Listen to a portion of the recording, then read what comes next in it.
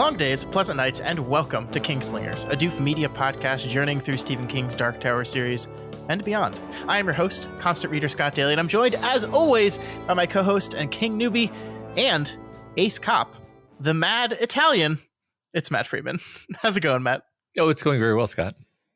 Were you expecting some kind of Italian stereotype, Scott? Is that what you're expecting? No, I was expecting you to like mess up and show how you're not a good cop. Because like the mad Hungarian. Well, I did spill this blood all over my hands. Okay. So. Matt, why? Okay, can we take a step back here? Uh-huh. Why is that what you went with? Because the cops are always carrying around blood. It's just a pint of blood? Oh, I spilled the blood again. Yeah. Jesus, Matt. This week on the show, we continue with Peter Straub and Stephen King's Black House, covering chapters 8 through 10 of the novel. Jack finally joins the case as things in French Landing really start to heat up. Bodies are found, and people in town are getting a little bit restless. We're starting to definitely raise some action here, Matt. What did you think of this week's reading? I liked it. There was finally this like release of the tension that's been building up of us being like, when are we going to get to the territories? Mm-hmm. And finally happened. We finally had a kind of a mini catharsis of Jack opening those gates into that part of his past, and it's a relief because it was, you know, we've talked about it before. Like there's a certain amount of delay that is actually exciting and it builds tension, and then there's a certain point past that where it becomes frustration. And I think this pretty much nailed. Like I was ready for us to move on into the Jack acknowledging the territories part. Yeah. I think that's fair for sure. I'm very glad. It was a little bit weird that we didn't see Jack at all last week. And any of those 3 chapters, we weren't with Jack at all. And it feels good to be back with him. And it feels like he's fully entered into the plot now. So I think we'll be with Jack for a long time to come. Cool. And I just want to say, I am loving this book. I've always liked this book, but if you had asked me before doing both this and The Talisman, I would have answered very quickly and very easily that The Talisman is the superior novel. I'm not ready to like conclude on that yet, but I'm having so much fun reading this book. Like I know you always struggle week to week with stopping reading because you are very curious about what's happening next. I am struggling week to week stopping reading just because I'm enjoying my time so much. And I'm like, I don't want to put this aside for the next few days. I want to keep going. Yeah, I've had that problem pretty much every week with this book. I mean, honestly, it happens usually, but it's certainly been happening with this book. I've been enjoying this quite a bit, assuming it doesn't go into the ditch at some point. I anticipate that I'll end up really liking this book. Well, good. That makes me happy. All right, just one quick announcement before we get into this week's content. We are having a book club at the end of the week on the 27th of May at 9:30 p.m. over on our YouTube channel. So you should join us to come chat about a book. And what book is that, Matt? That is The Terror by Dan Simmons. And Dan Simmons is the guy who wrote Hyperion. That's one thing he's well known for. And I finished The Terror this week already, and I really enjoyed it a lot. I don't know how to sell The Terror to people. It's historical fiction, sort of horror, historical fiction horror. Yeah, I'm about 2/3 of the way through the book, so I've got a few more days to wrap it up. It's a very long novel, very long. This is not one of those ones where we can say, hey, if you start right now, you'll be done in time to join us on the book club. It's like almost 1,000-page book, which I was not expecting, but I've enjoyed it as well. It's this weird combination of Black House and The Terror, of just like reading these really dour, really depressing stories that I am also simultaneously having a lot of fun with, which is a weird combination to be having twice right now with 2 different stories. Yeah, it's actually funny because The Terror is the most depressing nightmare of a book I've ever read, but I enjoyed the hell out of it. So my God, yeah, it's very good. We're going to be talking all about it this Friday night. So if you've read it before or just want to listen to people talk about a book you haven't read, make sure to check out our YouTube channel. Just search Doof Media on YouTube, and we will be live at 9:30 p.m. Central Time for a couple hours to talk all about The Terror. Yep. Hope to see you there. All right, Matt, let's get into chapter 8, the first of our 3 chapters this week. And this first chapter begins with us back with Jack Sawyer, who we will be spending most of this week with, thank goodness. Jack is driving to French Landing Police Department, having finally decided to help out with the investigation. And before we actually get there, though, King and Straub do that old flashy-backy thing to show what led Jack to finally make this choice. And I know we've talked about this a lot over the past couple of years, Matt. We've talked about this kind of structural conceit, but it continues to fascinate me whenever King returns to it. There's a version of this book, there's a version of the story in which we just see the events that led to Jack's rejection of the refusal of the call in just a chronological order, right? Like there's a version of that story where it just does that. They build on each other. We get this very natural moment where Jack finally makes a choice, and it's satisfying in the way all stories are satisfying. But of course, King and Straub do not choose to do that here. Instead, we reverse it. We acknowledge first that Jack has finally stopped being a dumbass, and then explain exactly how that happens and why that happens. And I continue to love this structural device. I think it's so effective. It just seems to be the most storytellery way to dole out this information, as if acknowledging to the reader up front that you know and I know that this was going to happen eventually. So let's just get it out of the way first. That yes, it did happen, and then we can talk about the most important part, which is the why of it. Yeah, I agree. I've been noticing it more and more lately with King, and I've decided that I'm going to challenge myself and issue a challenge to myself. This week, I'm going to write a do the right thing entry where I use this technique. And when I say this technique, I just mean not some kind of big dramatic like Tarantino nonlinear storytelling thing. Just, show where the character is in the situation that is resolved, and then back out to explain how they got there and why, like you just sketched out, because it doesn't have to be fancy. I think that's I think one false belief that I've had throughout my life, kind of the way in which I use the word Tarantino as a euphemism for like nonlinear storytelling. It's like, well, this is what you just described is technically nonlinear storytelling. It's just the most casual. It's the way human beings tell stories to each other, is they say like, well, you're probably wondering how I got here. And it's actually really effective. That's how people do it. So I want to practice that. If you want to give yourself a little bit of an easier time with this challenge, I recommend starting it in a car, because that's exactly what King does here. It's this very, very simple yet very effective technique of a character is in a car driving to somewhere. Where is he going? Why is he going there? It's just this very natural hook. And then you can kind of back up from there because like a car is the perfect place to put a character, to have them be pensive and internal, because there's nothing else to do in a car.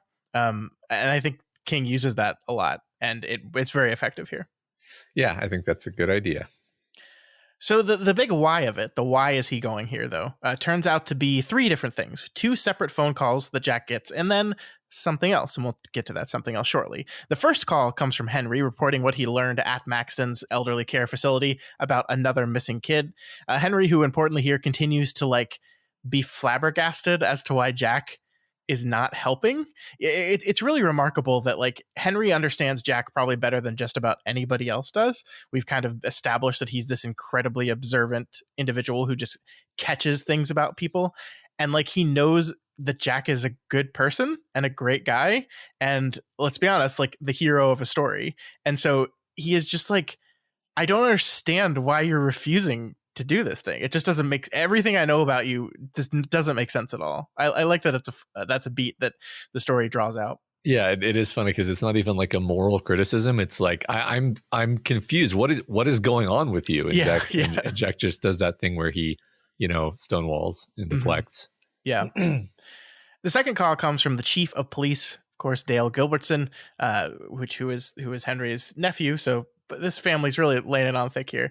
I think importantly, he's not calling to ask Jack for her help directly again. He's just kind of reporting to him that, hey, Tyler Marshall's father is here and he wants your help. And I get the feeling that if you don't come down here to him, he's going to come to you. Yeah, right. So what's funny though, and correct me if I'm wrong, but doesn't the text basically reassure us that even these 2 phone calls might not have been enough on their own to get him motivated? Yeah, it says, I mean, it leaves the door open, right? Because I think the actual line of the text is, these 2 calls might have been enough, but it kind of leaves the door Yes. open. So yeah, I don't think, I think the biggest factor of this is that hidden third reason that we have, that we'll get to shortly. Yeah, right. But one really interesting thing I like about the way these calls are structured, these phone calls, we don't actually see them play out in real time, because remember, we have the structural conceit of the chapter where we are in the car with Jack as he's driving towards the police department. We are in his head. He's sitting in his truck on his way to town, and he's recalling the things that led to him getting in his car and doing this thing he swore he wasn't going to do.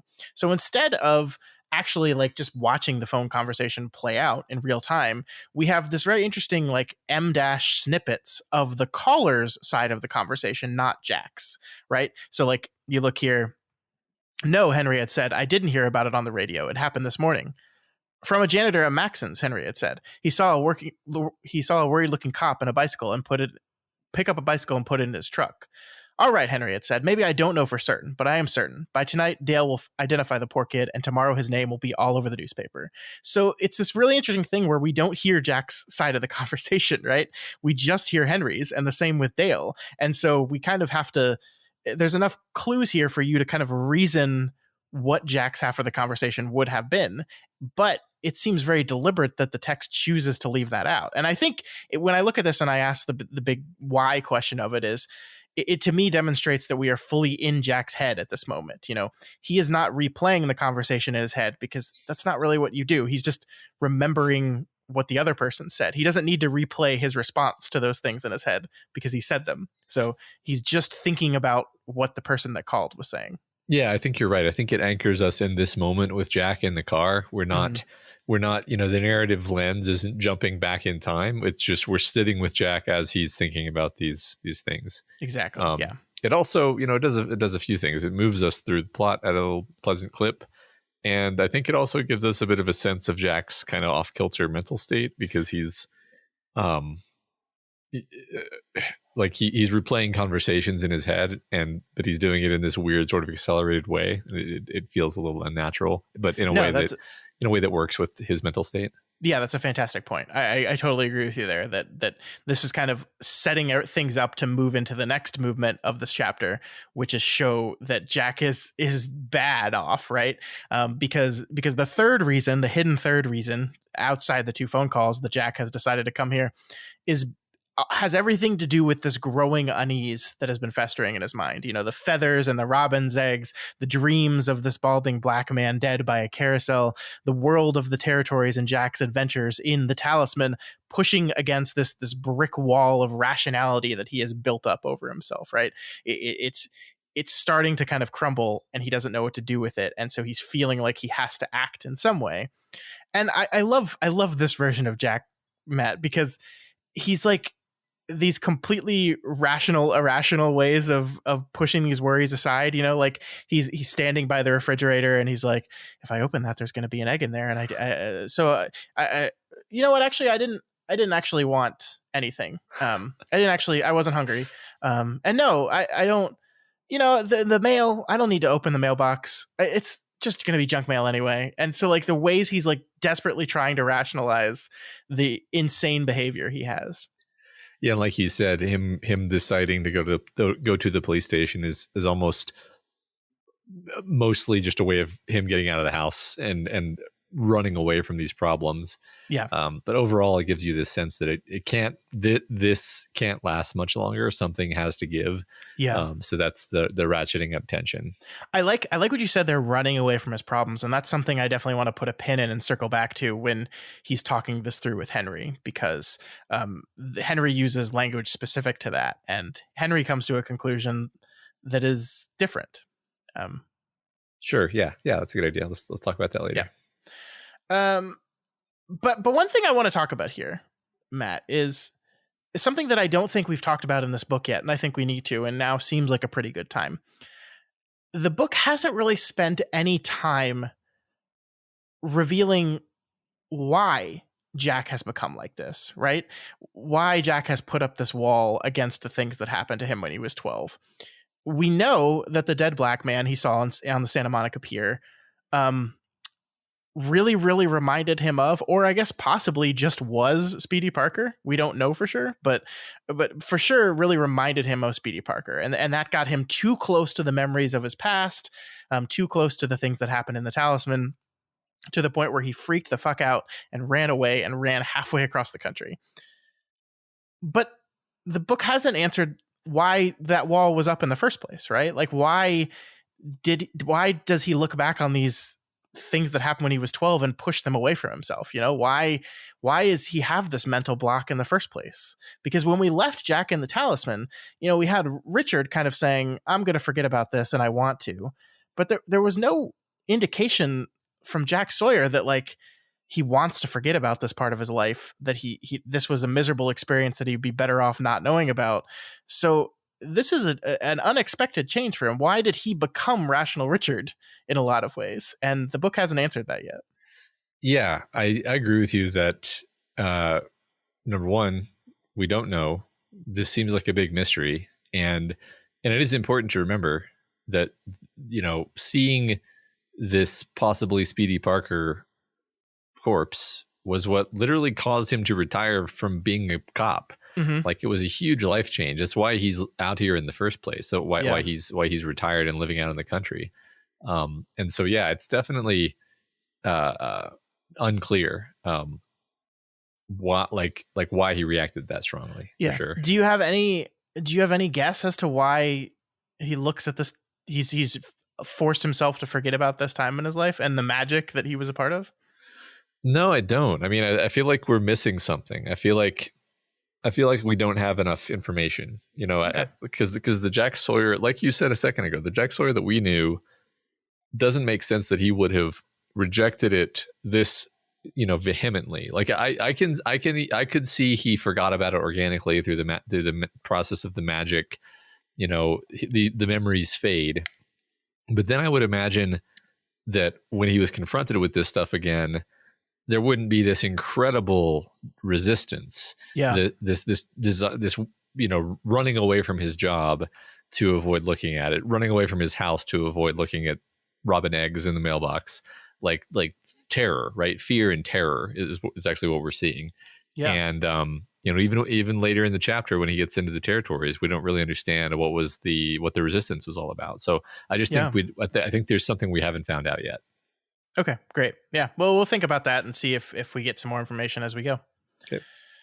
So Jack decides that he's going down to the police station here. And I love at first how this starts, right? He's not going to join the case. He's not going to investigate what's going on here.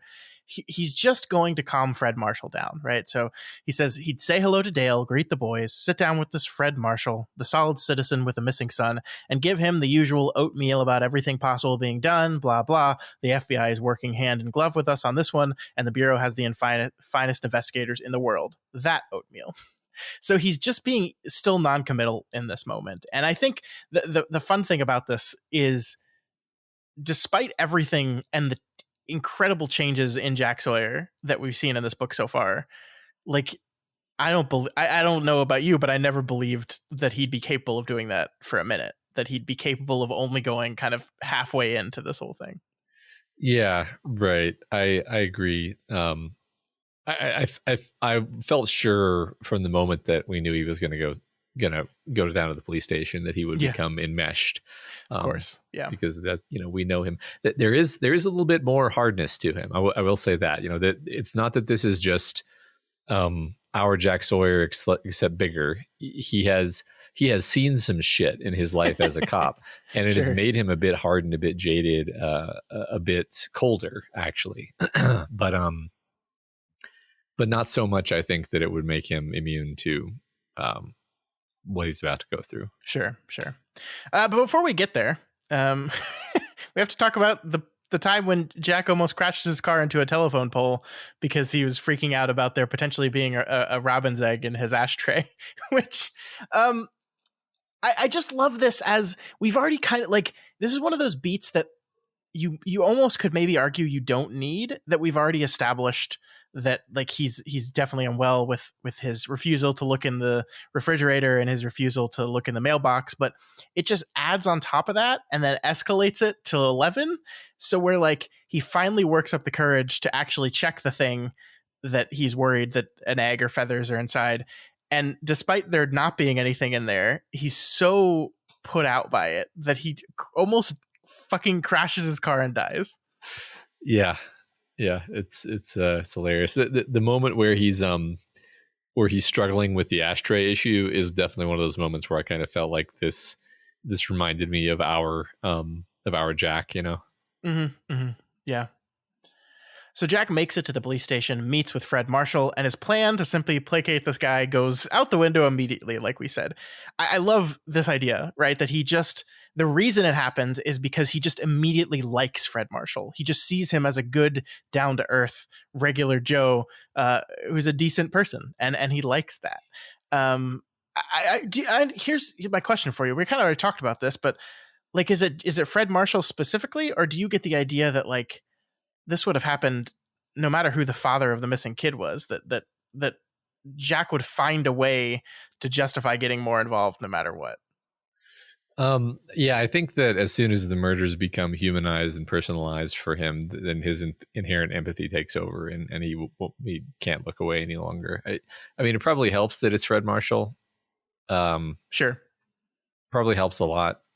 I guess, I mean, if it were somebody who was like, I was going to say, if it were somebody who's really unlikable, then maybe it wouldn't. But it's like, how could you dislike someone in that situation? You know? Yeah, that's fair. I mean, I think maybe it's more just like Fred Marshall and him are similar people, and he detects that.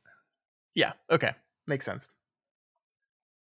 So the first order of business for Capice Man Jack is to go to talk to the three friends of Tyler Marshall that are currently claiming he went off on his own, which is of course a lie. So Matt, this is like one of my favorite parts of this chapter, and we talked a couple of weeks ago how how you really felt like the talisman was a prototype for the Dark Tower, and that I took that idea and then looked at this book and saw it as a prototype for King's kind of exploration of the mystery crime novel format that dominates so much of his work in the 2010s. And to me, this scene with the three boys confirms that more than anything, because this is just a detective novel in this chapter. Like the way he handles these kids, it's just a detective story. It's just a mystery. Yeah, I mean, I have very little to add along the lines of what novels King was writing in the 2010s, but I will say that, you know, I really enjoyed this bit, and thus I'm really glad to hear that he spends more time in this genre. Mm-hmm.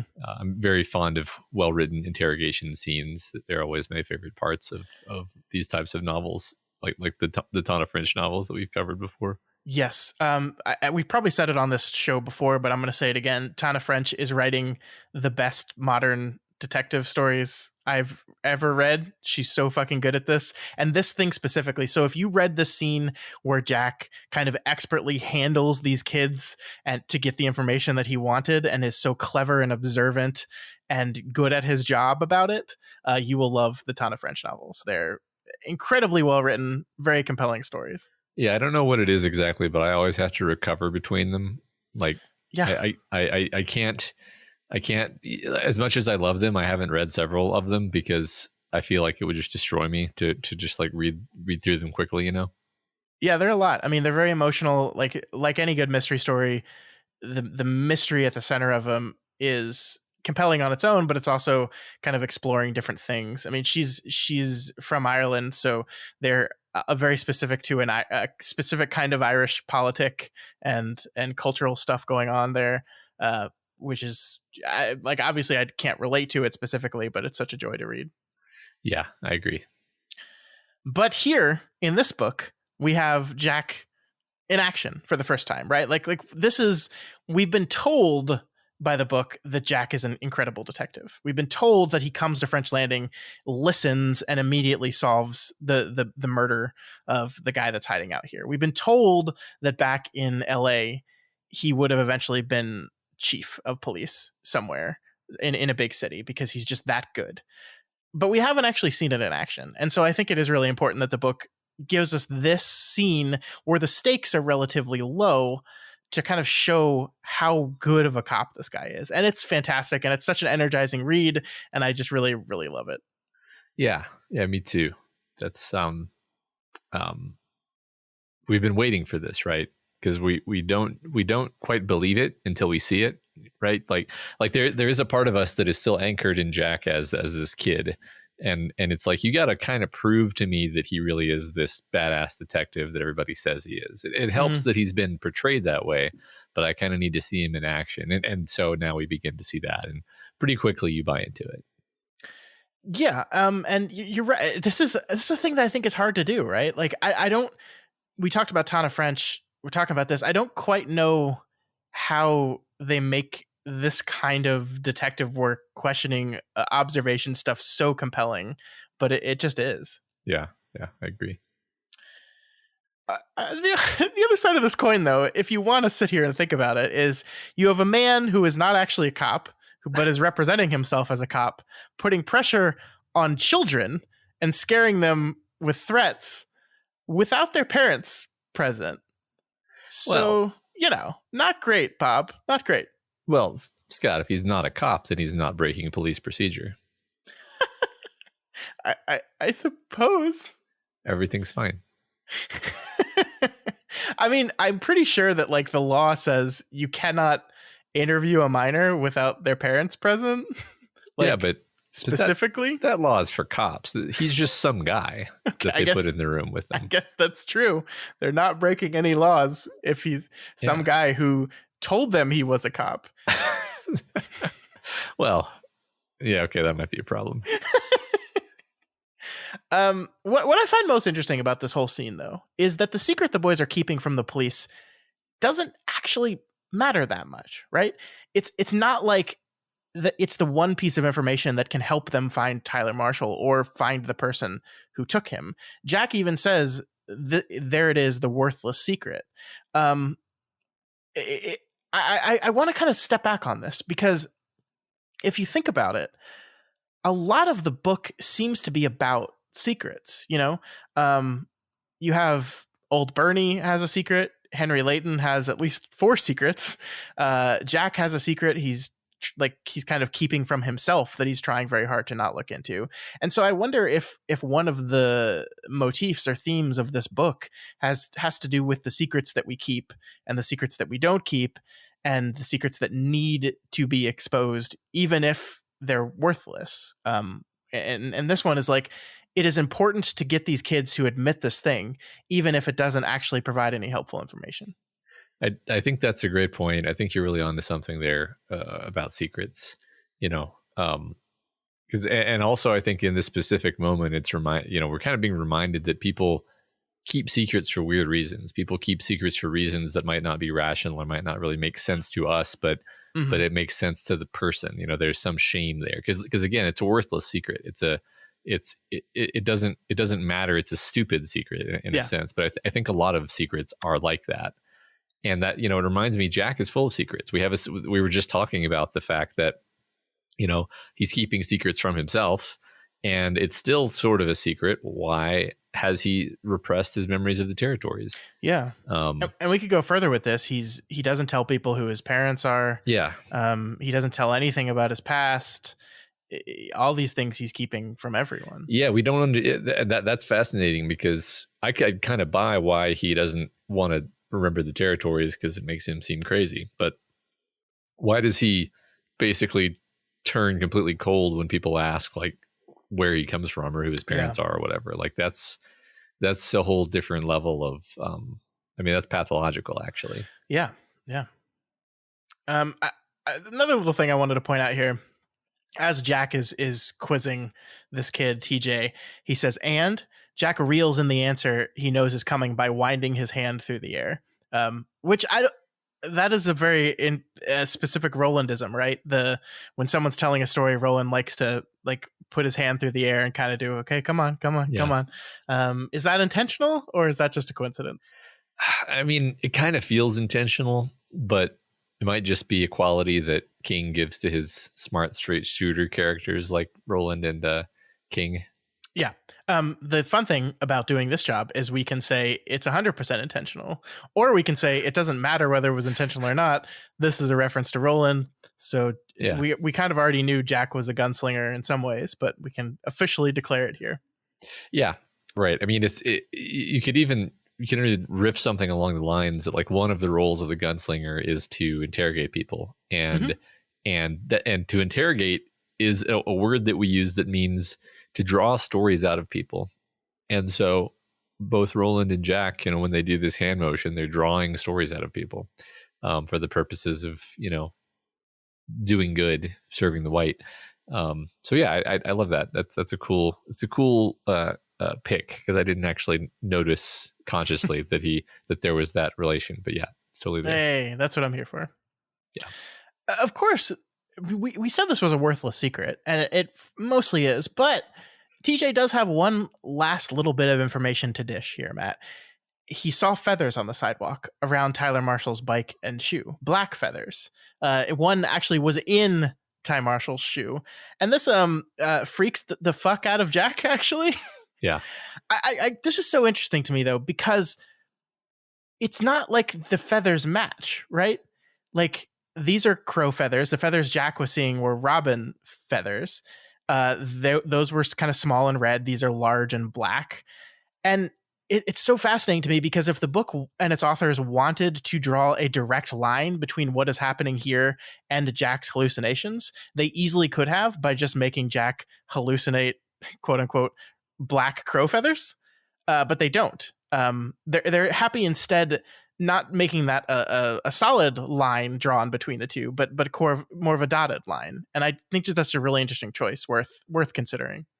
Yeah, I think it's really good writing to kind of know when you don't need to spell something out, because I think my interpretation of the scene, my recollection of the moment, is that Jack reacts with like that adrenaline shock feeling to hearing feathers, and then it's only after he hears the word feathers does he hear, oh, they were black feathers, and then it's like mild relief, but also like, it's really bad that I got that freaked out about hearing that they were feathers. So I don't know.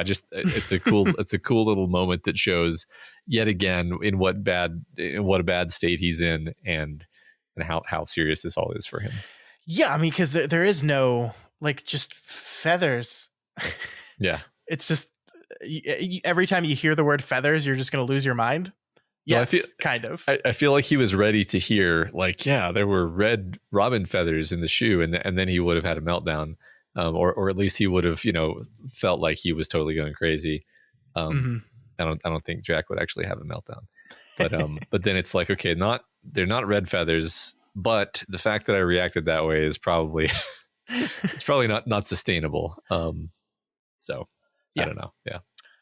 So Jack decides that the next step in the investigation that he makes almost without thinking about it is that he and Fred need to go ahead and visit Judy, who we learned since the events of last week's chapters has been put in an institution. She's kind of gone catatonic. And so she's put in an institution. They're monitoring her there. And so he decides he needs to go visit her. He has a perfectly rational explanation for this that we'll cover in a bit, but it kind of demonstrates that he's fully into this now. He's going to go visit this woman and try to get information she knows. Yeah, I'm already kind of anticipating that being a pretty wild scene when that happens. Mm-hmm.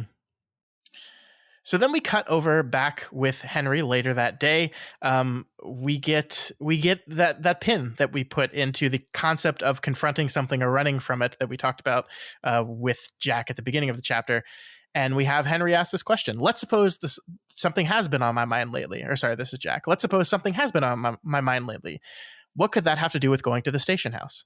There are two possibilities. Either you were going off to confront it, or you were fleeing from it. And this is what I want to talk to you about, because this is kind of the whole thing, right? Jack has been running. He's been running a lot. And this is something I think we brought up before, but I want to do so again here. In The Talisman, that novel, we have this fantastic metaphor created with the concept of the East Coast and the West Coast of America, right? Two sides of the same place. We have the Atlantic, cold, dying. We have the Pacific, sun, hope, opportunity. Obviously, though, that was a little corrupted by the Black Hotel that existed there. But here in Black House, we find that as an adult, Jack is living out in the West. He's embraced this one side of him, hope, opportunity, that side of him, but not anymore, right? He's fled. He's fled that place again, just like his mother fled that place at the beginning, but not back to the East Coast, not back to one side or another, but in the middle, right? He's in Wisconsin, the middle of the country, this liminal space that exists between the two coasts. He's not one thing, but not the other either. He's a place of, as the book points it out, borderlands of slippage, this kind of in between place. And I don't know. I think that's really, really fascinating because it's not that he's fully running, but he's not fully confronting things either. He's in the middle. Yeah, that's an interesting take. That's really fun. Yeah, I love that. Yeah, because you're right. Because we said before, the Talisman is about duality. You're either this or that. You're either here or you're there. This book is more about being stuck in between. It's more about liminality. Yeah, and everything you just said really helps kind of contribute to that picture. So I think one of the things that Henry says to him later is, did you enjoy being a cop again? And he says, yeah, I kind of fell right into it and I enjoyed it. And he says, good. Well, that proves you were confronting something and not running from something. Do you agree with that assessment? Do you think Jack's going to the police station was him running more or actually moving to confront the stuff he's been dealing with? Oh, I felt more like running to me. I think it's only after the dam breaks and he remembers the territories that we could even begin to say that he's confronting. And even then, that still doesn't quite feel complete because we don't really know. I'm gonna feel silly if it turns out that I'm hung up on this for no reason, but we don't really know what he's running from. Like he once he remembers the territories, are we just to assume that it's all resolved now, or it seems to me that we still haven't confronted the idea of why did it freak him out so badly to see the body of Speedy Parker, perhaps. Yeah, I mean, I think it's really interesting because I do think he's running from part of it, right? Because he's running from what was at the house. He's running from the eggs and the feathers he's been seeing. But he is getting involved in a thing that we know is related to the territories in some way. So I do think part of it's like running from something, but to a resolution of this kind of half-life he's been living. Mm-hmm. Yeah, maybe so. I'll have to think about this more. This is a fun lens. Cool.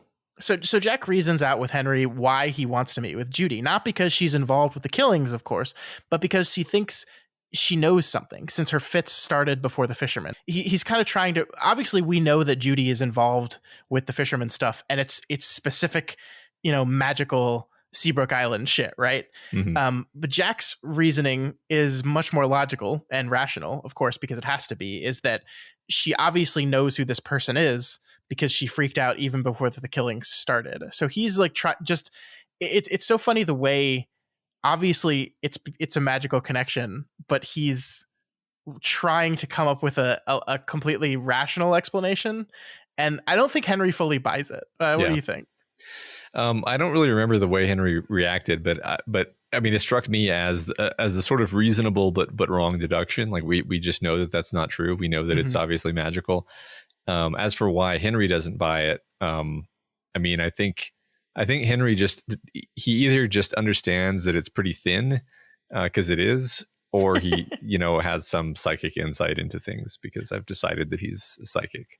One of the fun things that we can do with Henry, and I think the book is firmly planted in Jack's mind in most of these chapters, right? Mm-hmm. And so Henry is here, and we know Henry is an incredibly observant individual that can pick up on the smallest, vocal tics and movements and make really complicated deductions about them. He's a detective in a lot of ways as well. And we don't really get to see inside Henry's head in this chapter. And so we don't really know how much of the stuff that Jack is laying up he's actually 100% buying. Yeah, that's a good point. Yeah.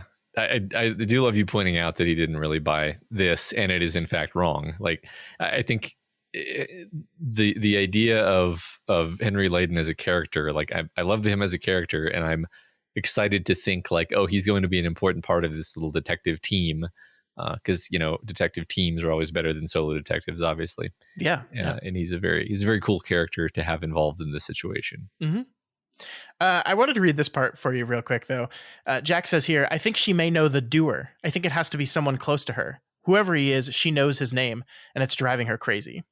And so I wanted to, did you pick up on the doer usage here? I think like it's fun to think about this because this could very well just be King and Straub trying to emulate, the cop speak, right? And maybe this is a common phrase that cops or murder cops use. I don't know. I'm not one. I don't know. But I like to think specifically, this is a Jack Sawyerism, that calling the perp the doer. And Dale has, consciously or not, taken it upon himself, right? Because we talked about this a couple weeks ago. I think this is something that Dale uses when he's talking about the criminal. And so we know that he looks up to Jack quite a bit, that Jack is kind of like a hero to him, like the hero, awesome, amazing detective. So I don't know. I like to just pretend that this is just a Jack Sawyerism that Dale has taken. Yeah, well, the great thing about storytelling is that you're totally allowed to pretend that, and and I like that. I mean, it's also, as you just suggested, it's somewhat likely that one of the authors of our duo thinks that is a word that police and detectives use, and is thus just being like, I'm just going to be authentic and use. But no, I like the idea that Dale picked this up from his good friend. That's great. It is a really interestingly antiseptic word too, because it allows you to talk about the thing without talking about the thing, and without thinking about and looking at the thing, because you should be saying the murderer, the killer. No, it's the doer. It makes it much more casual, and it's sort of like, oh, we're just doing a job here. We're trying to find the doer. That's it. Ratchets it down. That's a good point. I like that a lot. The other thing I just wanted to quickly mention here that the book talks about, not much to say here, but that Henry's kitchen is set up to be the most logical thing for him, a blind man, not really for sighted folks. Like everything in his kitchen is grouped together based on meal, not on type of thing. So it's not like pots and pans go together. It's the pot that needs to make this goes with the other things need to make that particular meal. It's just a fun little bit of information on Henry, like how Henry just like lives his life. Yeah. It also kind of seems like a realistic thing that a visually impaired person might end up doing. Yeah, it makes a lot of logical sense. I don't know for sure, but that seems like something that would make total sense. It's just a great little detail, though. Yeah. Mm-hmm. Also, as they move into the living room to start Bleak House, I just wanted to say, as an audio producer, I am insanely jealous of Henry's in-home recording studio. Like they just kind of mention it offhand that it's just like this glass booth in the middle of his home that like his wife specifically wanted him to build there so she could see him work. And I'm just jealous that this thing exists, and I wish I had one. Yeah, that it's pretty awesome actually. There's so much fun stuff like that in this book so far. And it's hard for me to even put my finger on why it's fun, but it's just like a neat idea. It's a neat little diversion, because they didn't have to do that, right? They didn't have to have a little glass recording booth, right? Like I mean, maybe the glass recording booth becomes an important plot point at some point, but I kind of doubt it. I think it's just a neat little diversion, and I like that. I like that aspect of this book so far. And it makes sense. We know that Henry does a lot of his, Wisconsin rat recording from his home. So he would need a pretty good sound system recording spot to do that. So that actually interestingly answers a question that I sort of had but hadn't articulated, which was like, how does he keep this secret when he's basically working 4 jobs? Like, isn't that seems like that would be really hard to keep that secret when you're basically relying on people to drive you around all the time? And the answer is he's not really relying on people to drive him around all that much, because he does a lot of his work from home. Mm-hmm. So there you go. Mystery resolved. All right. So Jack begins Charles Dickens' Bleak House, and the book kind of reads the opening of the book for us, by the way. We get to read basically the first 2 paragraphs of Bleak House.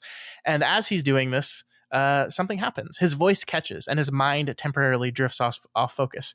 What he's reading unhappily reminds him of French Landing. of Summer Street and Chase Street, of the lights in the window of the Oak Tree Inn, the Thunder Five lurking in Nailhouse Row, and the little gray ascent from the river, of Queen Street, of Maxton's hedges, the little houses spreading out on grids, all of it choked by unseen fog, which engulfs a battered no trespassing sign on the highway and swallows the sandbar and glides hungry and searching down the valleys. So this, I think, makes you ask the question, and arguably definitively answers the question, how much of the much discussed opening of this novel was specifically designed to channel Dickens and Bleak House? Well, now that I know that Bleak House begins that way, I'm going to say 100% that's why they designed the opening of this book the way that they did, for better or worse. Mm-hmm. Dickens, as they say, was paid by the word. Sure. So I think that, I don't know, man, still don't like the beginning, but I think now it makes even more sense. I don't know. What do you think? Do you think that's why? I do. I think they were very specifically trying to channel a kind of tone. The type of writing is not exactly like Dickens. I think they still, even when they're trying to be, when they're trying to emulate another author, it's still kind of uniquely their voice. But if you go read the first couple pages of Bleak House, it is very much a style of. It's not like Bleak House doesn't like do this kind of bird's eye view type of thing that they do in this book, but like just the description of places and the oppressiveness of it all, like the slippage that is described in this story is very reminiscent of how Dickens uses fog and mud and dirt and grime at the beginning of Bleak House. So I do think so, for sure. Okay. All right, cool. So our chapter ends here with Jack going back to that no trespassing sign, which we of course know leads down a road, which leads to a black house that the book here tells us at the end of the chapter, the black house he one day will have to enter. So I guess you kind of maybe figured that, but now you know for sure. Always got to enter the evil house. That's his destiny. So we move on to chapter 9. And the next chapter begins in a dream sequence with Jack back on the West Coast walking down to the Midway amusement park, or at least we think it's the West Coast, but it's not. It's actually the East Coast. Tricked. Got me. And here, I just wanted to point out another Opopenax here. He passes the boarded up ride. A sign out front reads, "The Speedy Opopenax will reopen Memorial Day 1982. See you then." So this word is everywhere, Matt. Yeah. What's it going to be? It's going to be some kind of good bird. It's going to be a good magical bird. And then he sees Speedy, and Speedy is singing a song to him. And here's maybe why he's getting inundated with robin eggs and feathers, because Speedy is singing a song called "When the Red Robin Comes Bob Bob Bobbing Along, There'll Be No More Sobbin' When He Starts Throbbing His Old Sweet Song." This is, by the way, a song that came out in 1926. It sounds, I went and listened to it on the internet, and I wish we could stick it in the episode here, but someone will probably claim copyright, even though the song's 100 years old. But it sounds exactly like what you would imagine a song from the 20s sounding like. It's funny. I don't even need to hear the tune. I can just imagine the tune. Yep. Fun fact, the restaurant chain Red Robin named after the song. That is a fun piece of trivia. I'm going to tell everybody who works there next time I go there. They'll think it's really interesting, I'm sure. Sure they will. So Speedy finally stops being mysterious and kind of just sits Jack down for a chat, because obviously sending feathers and eggs wasn't being direct enough. And we learned something pretty important from Speedy here, Matt. Shit on your retired. The kids he killed, that's bad enough. The kids he might kill if he lets that go on, that's worse. But the one he's got, Speedy leans forward, dark eyes blazing in his dark face. The boy has got to be brought back, and soon. If you can't get him back, you got to kill him yourself, little as I like to think of it. Because he's a breaker, a powerful one. One more might be all he needs to take it down. All right, Matt, so stand up. Everyone give Matt a rousing round of applause. Yep. Last week, you made a mighty astute prediction that Ty Marshall was a breaker. You were 100% right. He is one, a powerful one, and we know that Roland and his quartet aren't getting to Algol Ciento for a few more years yet. So until they get there, we need someone else to help. And Ralph is not operating in the tower saving business anymore. So Jack, you owe the white a favor, and here's your favor. Yep. been a while since I made a grand slam, and it does feel good. I think once it clicked for me that this was going to be more of a Dark Tower book than I'd previously been assuming, I Sure. felt comfortable making this sort of guess. And I wasn't quite right, to be fair. Like the other victims don't seem to be breakers. They are just unfortunate victims of a monster who seems to be randomly killing children. There's kind of no rhyme or reason, but I think this is I think Ty is a sort of attack of opportunity. He senses maybe that this child specifically might serve the Crimson King. Now, which sort of implies, by the way, that our fisherman serves the Crimson King, which I guess we could have assumed, but this seems pretty pretty obvious. He name drops him a lot, right? He does, but not. I mean, at this point, I feel like it's like he directly, serves him. He's like, he's my boss. Sure. Yeah, makes sense. He's a Nazgul. But yeah, I mean, and I think Tyler does suit. It's funny to me now. This is like the final data point in the constellation where I'm willing to say that there is like an archetype of a breaker kid, which is like kind of precocious, kind of emotionally sensitive, a dreamer, probably somebody who reads books, rides bicycles, has friends, but also isn't going to get sucked into their friends problems. I don't know. There's a specific kind of kid that is the psychic kid, even if we don't know that they have powers. He's definitely better than the other people around him and a little bit of a social outcast. Right. So I mean, I guess you could make the argument that Mark Petrie is a breaker type, even if we don't know anything specific about him, because I think Salem's Lot was pre King even having this idea. But I think a lot of his characters, like that's why he kind of brought characters back to be breakers. That he kind of built this archetype without really knowing it, and then kind of channeled it all together into this idea about breakers. Because I mean, you remember, like, this is pre Dark Tower finishing, right? Like this book came out before King had finished writing the last 3 Dark Tower books, so he hasn't really even fully established what the breaker stuff in the Dark Tower. Like, this is the first reference to it, I believe, specifically, because I don't think Hearts in Atlantis, Low Men in Yellow Coats calls what's his name, Brodigan. Yeah, Ted Brodigan a breaker. I don't think so. Yeah, I don't remember. Okay. Well, I might be wrong, but my recollection is that the book is sort of vague about what they want with him, right? And we put it together later because he decided later. And of course, I'm also now remembering that Bobby Garfield was not really breaker material. It was just that he was being empowered by Ted. Yeah, but I think he fits the archetype anyway. Maybe one day he'll find out he's a breaker. Yeah, that's the kind of thing where I feel like it's an exception that proves the rule type situation. Yeah. So then another thing happens in the dream, Matt, and I want to read this for you here. Jack steps back. A heavy hand falls on his shoulder, and he thinks, it's Uncle Morgan. Him, or maybe Sunlight Gardener. It's 1981, and I've got to do this all over again. But that's a boy's thought, and this is a man's dream. Jack Sawyer, as he is now, thrusts the child acquiescing despair away. No, not at all. I deny that. I have put those faces and those places aside. It was hard work, and I won't see it all undone by a few phantom feathers, a few phantom eggs, and one bad dream. Find yourself another boy, Speedy. This one grew up.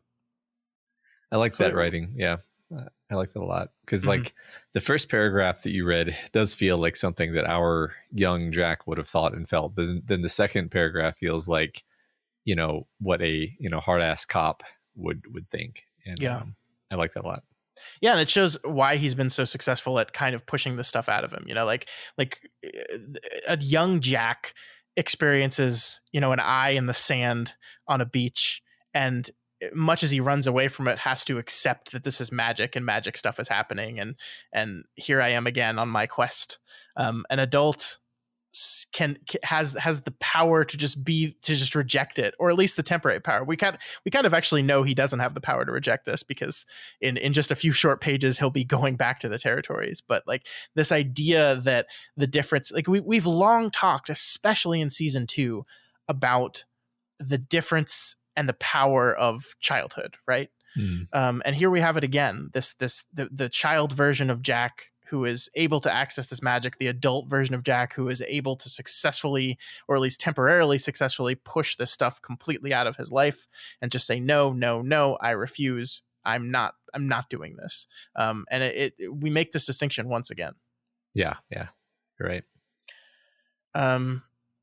But Jack escapes the dream and pushes all this out of his mind. We find out when he wakes up the next morning, he doesn't remember any of this, or just about any of it. But he does receive a call from Fred that says Judy did not have a good night, so they'll have to go visit her later this afternoon instead of in this morning. And it's at this moment when poor Fred Marshall is kind of just blabbering away because he's losing his mind because his son is missing and his wife has lost it. Jack says this. He says, "Fred, I'm going to find your boy."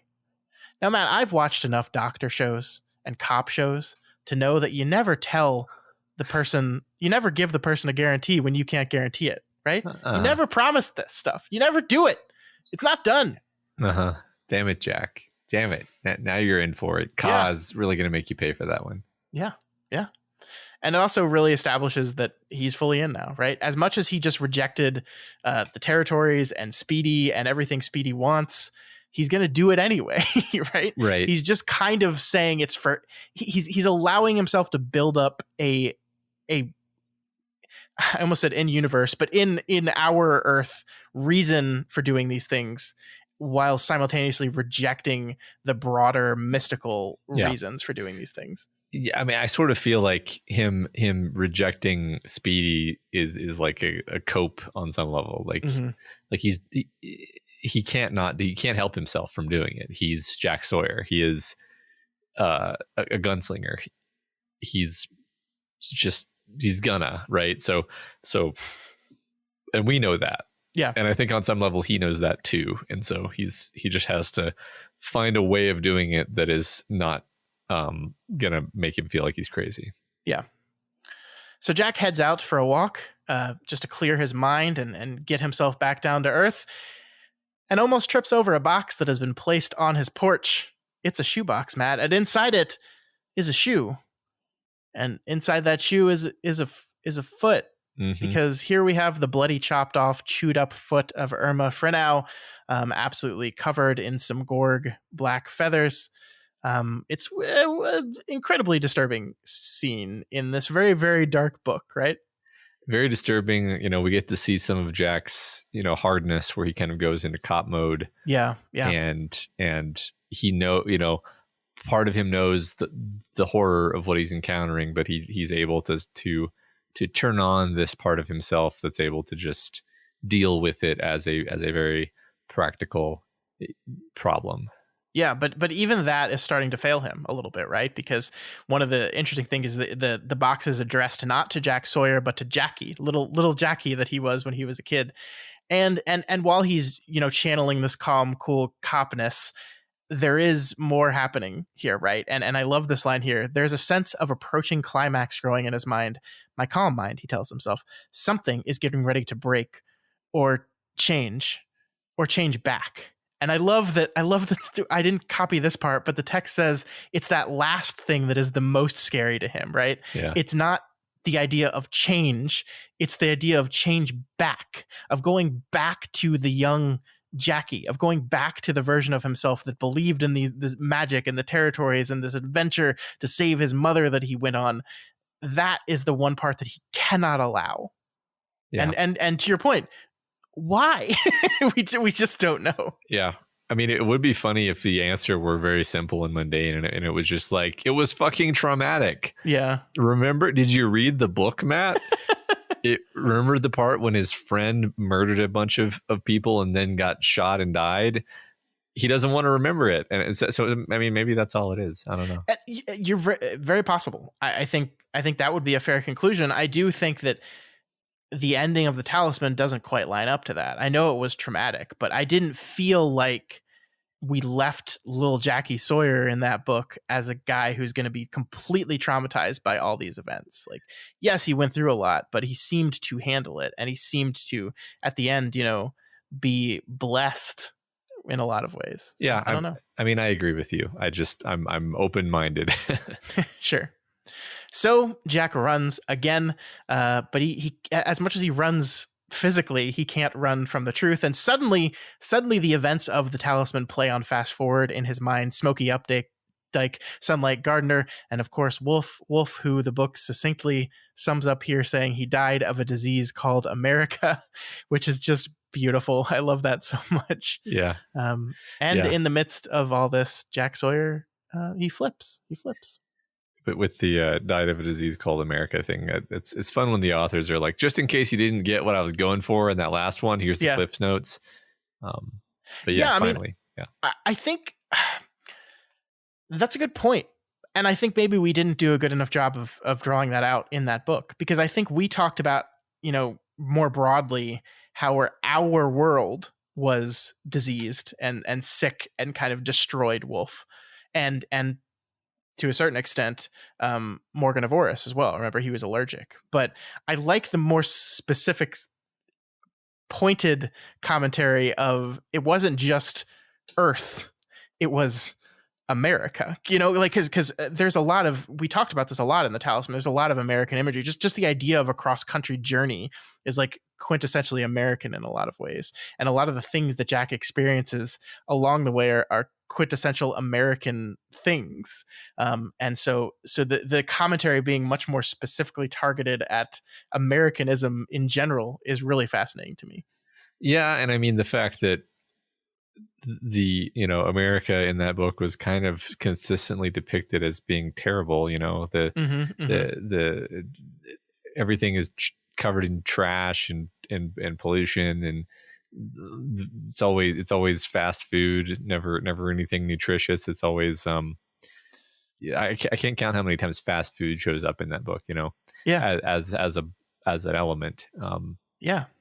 So yeah, I think that's interesting. I don't know, I don't quite know how that works in with the idea of like, this is a great American road trip novel where the boy is coming of age by virtue of having sort of mastered his way across the country. And then you say like, America sucks. It's like, I know I'm probably flattening a few things they were trying to do. But it wasn't necessarily clear to me that that's what they were trying to do, but that's okay. Yeah, I mean, I think you can just look at, the territories. We've come up with a lot of different ways in which the territories serve as metaphor. I love the territories as a more specific example of like the potential of America and the real world being the reality of America, which is like, if you look at the way people look at the territories, you can kind of draw a line between like the opportunity of the new world when it first started being colonized, and like this limitless opportunity, this beautiful, serene world where the smells are sharper, where the everything is brighter and more hopeful, and then we have the reality, which is just it's a place where people do what they're going to do, which is usually involves being terrible to each other, because people I don't know, I haven't fully thought this out. Maybe we should think on this more, but I think it crystallized it for a little more for me. And maybe the fun thing is this could be Straub and King looking back on their book and saying, oh, I didn't even think about that we are being more targeted and specific here, and wanting to be more specific in that reference. I don't know. Yeah, it's entirely possible, because I mean, frankly, I don't quite think that he died of a disease called America lines up. he died because of Sunlight Gardener. Are we saying Sunlight Gardener is he's America? He's America, like he's America. Like that's like, I don't think we are, so that's okay. Whatever. Maybe Jack feels that way. I don't know. It's okay. All right. So then we get this moment as he flips over. The world tilts the other way, and he falls into the grass on his hands and knees with his eyes squeezed shut. He doesn't need to open them. The richer, deeper smells that suddenly fill his nose tells him everything he needs to know. That, and the sense of coming home after so many dark years, when almost every waking motion and decision has in some way been dedicated to canceling, or at least postponing, the arrival of this very moment. Yeah. That's Love it. incredible writing. Yeah, it's beautiful. I mean, so much of this book has been. That's one of my favorite things about it. But yeah, I feel sort of, vindicated to see once again we were paying so much attention to smell. Yeah. This book I think has paid at least as much attention to smell as The Talisman did, and so that makes both books in this series really, really focusing on the sense of smell.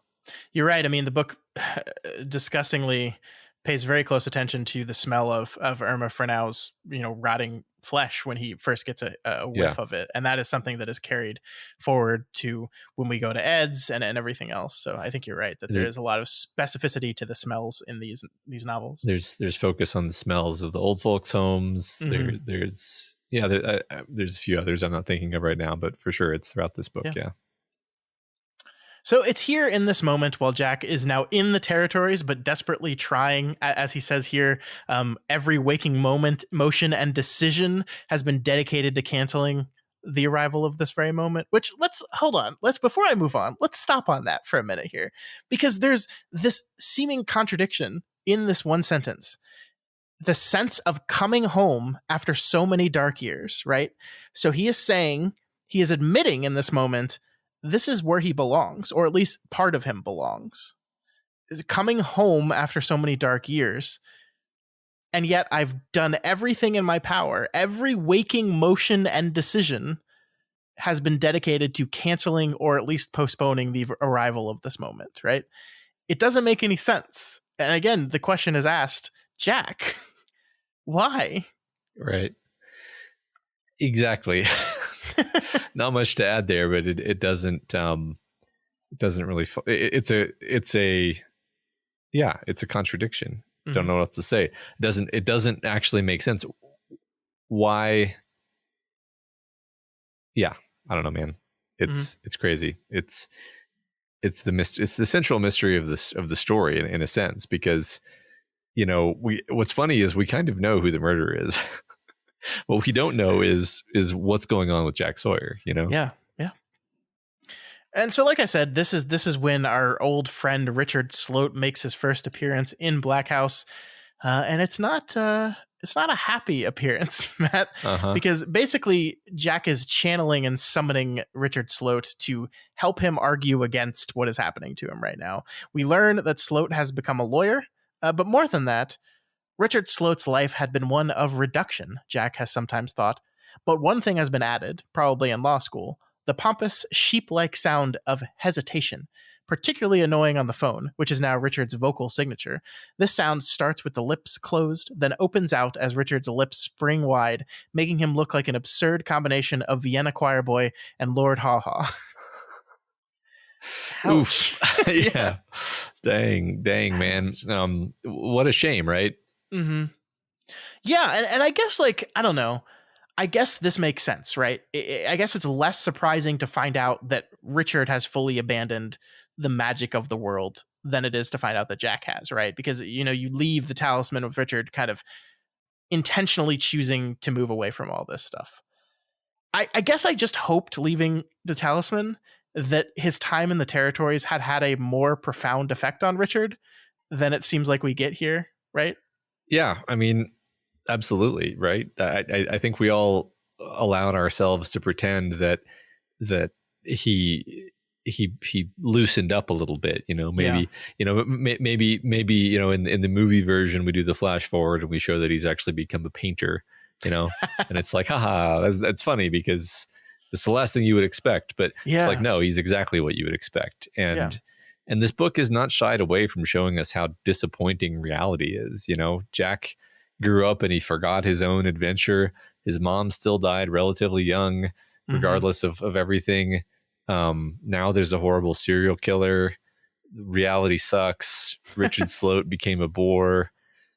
Ka is a wheel. It's just very nihilistic almost, which is interesting in context of the Talisman. Yeah, definitely. Then again, we have to be as maximally charitable to Richard Sloat as possible. The Richard we see in this scene is a stand-in for the rational, aka traumatized side of Jack's mind, desperately searching for logical explanations for what is happening because he doesn't want to face the truth. So maybe the Richard that we see here and the Richard that is described to us here is coming through the lens of Jack and is just an extremely uncharitable read on who this person is, right? Maybe Richard is not quite as bad as Jack is painting him here. Yeah. I mean, maybe Richard will show up in the story and then he'll be better. But honestly, I'm not expecting that I'm expecting that this is the extent of Richard's involvement in the story. That's my prediction. Okay.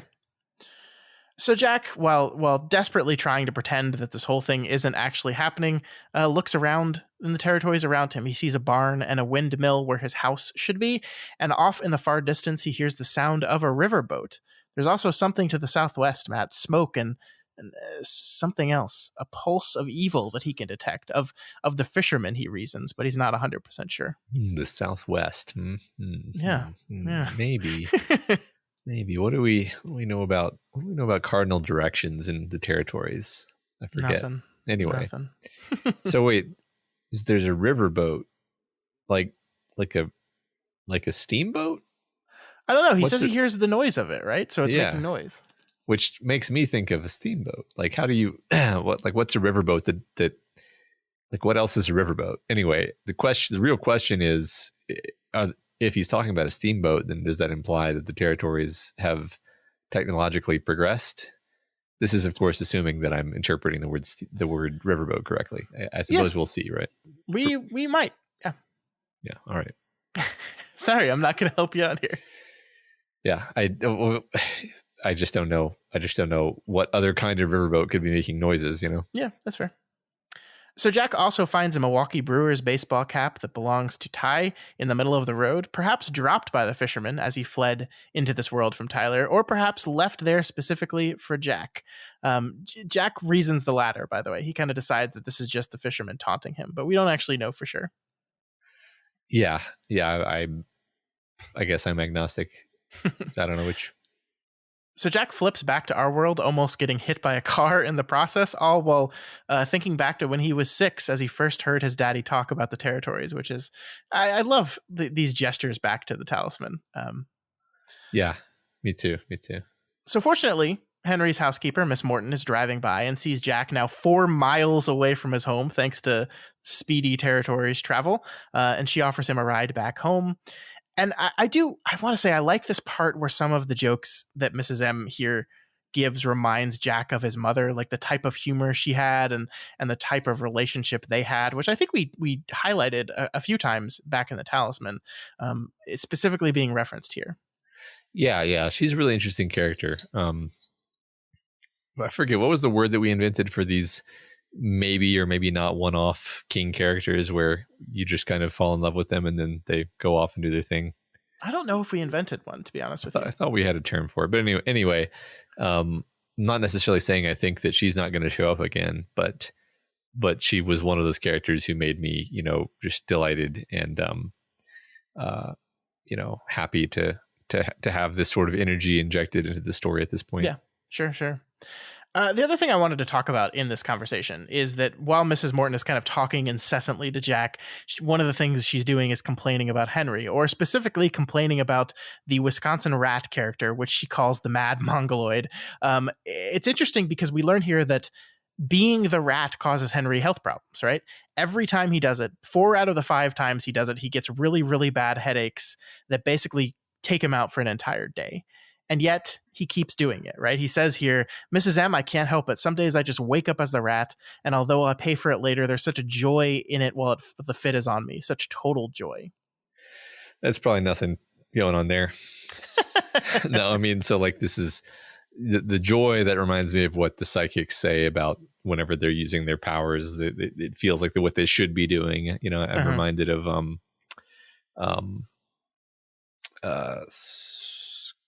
Scrappy. What was his name? What the hell are you talking about? The other breaker guy who's with Ted Dinky? Dinky. Yeah, there you go. That's what I said. Scrubby. Yeah. Good old Scrubby or Samsonite. I was way off. It's a little Dumb and Dumber reference for you. I got it. I got it. I don't know if they got it, but I got it. Well, anyway. Yeah. The headache, I guess I can't remember how many times we've seen psychics have like headaches in response to using their power. It's probably not zero. I just can't think of any. Sure. I don't know. It's pretty clear that he's, channeling something. What exactly is happening, I'm still not sure. But yeah, definitely shining stuff. And I also like the idea that Henry is fully embracing these other sides of him that, in contrast with Jack, who is continually denying these sides of himself that exist. Yeah, that's a good point. That's, that is an interesting contrast.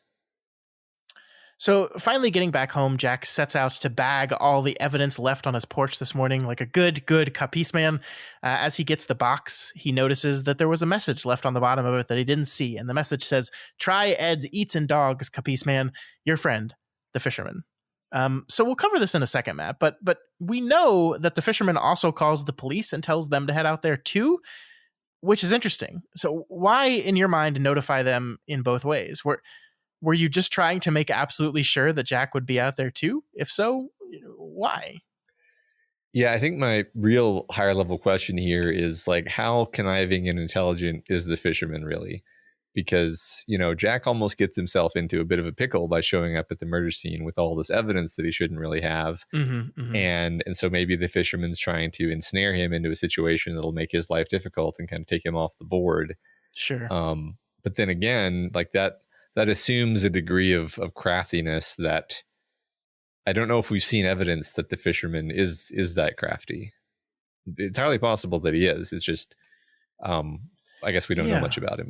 Look, it doesn't seem like Charles Burnside is that crafty for sure. That's kind of the problem with me is when I think of the fisherman, I think of Charles Burnside, and it seems like, quote unquote, the fisherman is a distinct entity that we haven't really met and is probably way smarter and more crafty. But then again, like the guy who was on the phone with the cop just sounded totally deranged. We haven't got to that point yet, but we will determine the answer to this question at a later date. That's a fair thing to say, Matt. So from here, we cut over to the police station and an officer named Arnold Hrabowski, a.k.a. the Mad Hungarian. We go on a bit of a king diversion here, Matt, with the Mad Hungarian. We learn where his nickname came from and how it's kind of one of those ironic nicknames as the Mad Hungarian is mostly just like a nice, inoffensive guy who probably just isn't that great of a cop. Like I love this line here. The Mad Hungarian of French Landing is not a bad fellow. He does his absolute level best, and under normal circumstances, his level best is good enough. But these aren't ordinary days in French Landing. These are the slippery slippage days, the Abila Opopanax days, and he is exactly the sort of officer of whom Jack is afraid. And this morning he is, quite without meaning to, going to make a bad situation very much worse. And it's interesting because all he really does is blab to his wife, right? Yeah. Which I guess that's bad enough in a situation this volatile. It's just interesting that the text goes out of its way to be like, this guy was the royal fuck up du jour. And it's like, like all he did was he told his wife about a thing that happened, which I mean, that's definitely a pretty big fuck up. I guess you're not supposed to do that when you're a cop. Yeah. I guess this is not like a cop. I not like immediately call them and be like, "Hey, we found a body. I'm going to go check it out. I get to go check out the body." Get to go check out the body. Don't tell anybody. Yeah. Yeah. Fair enough. So yeah, the Hungarian himself gets a call from the fisherman, which like we've stated a couple seconds ago, points them over to Ed's Eats and Dogs. I love that you can recognize Bernie in some of this call, right? Like the use of asswipe is what Charles Burnside has called some of the Maxton care workers several times before. So like that's recognizable Charles Burnside's here. Yeah, that's true. Yeah, but there are some things we have to talk about here in this call, because the other thing he says when asked for his name is, "My name is Legion. My number is many. I am a rat under the floor of the universe. Robert Frost said that. And then he laughs. Okay, so a couple things to break down here, Matt. First, we got to talk about the Bible again. Yeah. Because you probably have heard the term "My name is Legion." It's used in pop culture quite a bit because it's such an interesting line.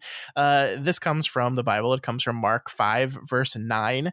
Basically, the whole thing is Jesus finds a man who is possessed by, I guess more than one demon, but he asks for his name, and this is what the man responds with. He responds with, "My name is Legion," he replied, "for we are many."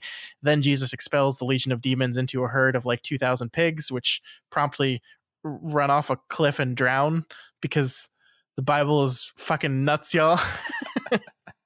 That's great.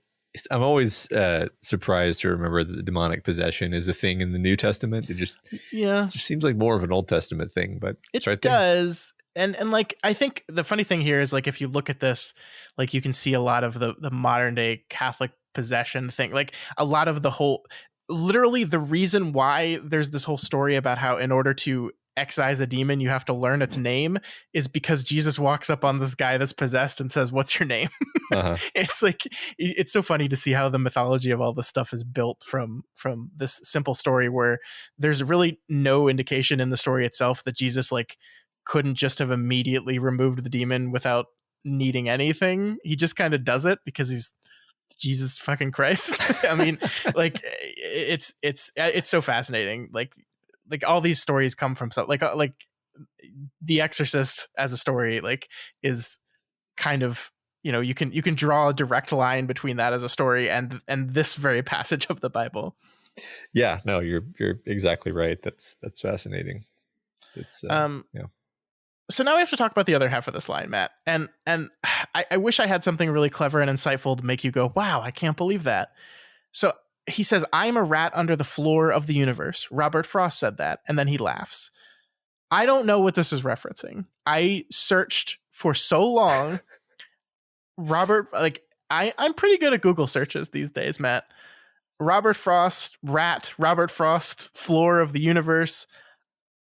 I was like, there's got to be a poem in which Robert Frost references something to do with this, but probably not, because it's probably a play on words because of the way the fisherman laughs at that. Like he's probably being cute or tricksy or something, but this reference failed me. I could not track it down. So I'm turning it over to you, the listener. What is he talking about here? Because I got nothing. Yeah, just for the record, I also have absolutely no idea. Like, there's probably some inside joke between the two authors that nobody except them is ever going to get. Yeah. So the Hungarian immediately gets Dale, who listens back to the message as they attempt to trace it, confirming that it came from a payphone over by the 7-Eleven down the street, the infamous 7-Eleven where the magic cards were purchased, which, man, we got a lot of magic card responses from people last week, Matt. Well, good. That's good. Everyone agreed that, I say everyone, I'm going to go ahead and just declare, everyone agreed that magic cards are for dorks. Yeah. I say this admitting fully that I played them for years. I think fully into my adult life. Yeah, I've played them within the last year. Oh my God, that's lame. Well, I'm a dork, Scott. Scott, I have something shocking to tell you. I'm a huge fucking nerd. No, I don't know if show canceled. I don't quite know how you missed that, but anyway. It's taken 10 years for me to figure this out. Yeah, literally longer, right? Well, anyway. Longer, I think, yeah. Yeah. So Dale also recognizes something else in this moment, that he's supposed to be notifying the state police and the FBI right now. He just got a call from the fisherman. The fisherman told him where a body was. He's got to call these people that are here. But he also knows that the second he does that, they will take the case away from him. And he wants one final shot at the case. Thus, he begins breaking regulations, right? And we don't really know if this is going to turn bad on him, but the seeds of that are planted. Yeah. I feel like it's a decision that he will regret in the end. Yeah. But no one makes a worse decision in this moment than the mad Hungarian, who, as he's getting ready to go out to Ed's, just gives his wife a quick phone call and tells her what's going on. I love how this is written. Paula Hrabowski is discretion itself, the very soul of discretion. She tells only her two best friends about the call Arnie got from the fisherman and the body at Ed's Eats, and swears them both to secrecy. Both say they will never tell a soul, and this is why 1 hour later, even before the state police and the county medical and forensics guys have been called, everyone knows that the police have found a slaughterhouse out at Ed Eats. Half a dozen murdered kids, maybe more. Yeah, good job, Paula. Good job, Arnold. Everyone, yeah. It's so as funny as this is actually I think interesting, because we've been talking about secrets. We've been talking about pointless secrets and stupid secrets and irrational secrets. Yeah, and here we have an example of a case where this guy shares the secret with one person, and then immediately everybody knows it. and that just, I think that emphasizes, like, the only real secret is the secret you tell absolutely no one. I mean, again, the reason the three boys were able to be, divulged of their secret was that he was able to break them up and turn them against each other. But if one person has a secret, then they can hold on to that. So yeah, I really think this is a story about secrets. I'm glad that you pointed out the idea of secrets, because now I'm kind of seeing it everywhere. Yeah. And we have this whole paragraph that's literally about swearing them to secrecy. They'll never tell a soul, and then they immediately break their promise because they can't keep that secret. Yeah. I think this is a great motif. I think the one thing we're unsure of is exactly what the book is trying to say with this right now. Yeah, I agree. All right, so we move on to our final chapter, chapter 10, and this begins with Dale calling Jack's cell phone to find his Uncle Henry, picking up the phone. We learn that they're all heading to the same location. Special thank you to the fisherman himself. They're all going to Ed's. Yep. Just imagine Jack was going to drive to the murder scene by himself and get there with a box full of body parts in his truck, and only then was he going to call the cops. Jack, what the hell? It's policemen. They play by their own rules, and those rules are not the rules of the government.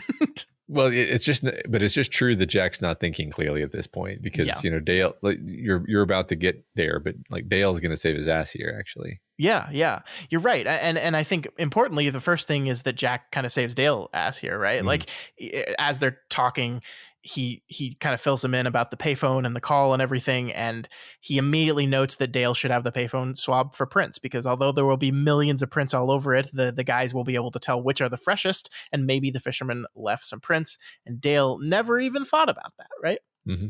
Yep. So from here, Straub and King go back into the bird, or the bee?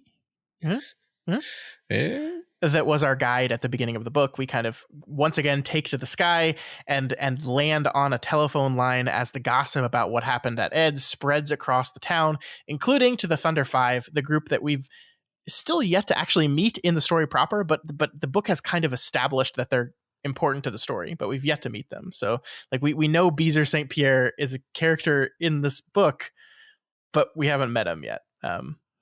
But I like this section, and it reminded me of Salem's Lot, Matt. Like the moment where we kind of talk about the way information is spread through phone lines in small towns.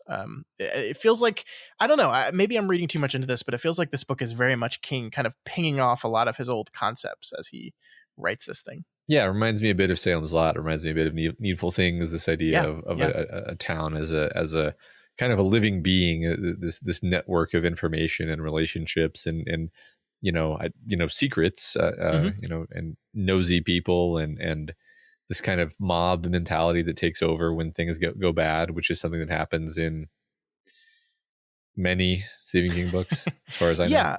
And it really hasn't been a focal point of this book really until this chapter, right? And we seem like we're moving into a portion of the book where that will be a huge focal point as the entirety of the town starts making their way to this one building to see what is going on here. Yeah.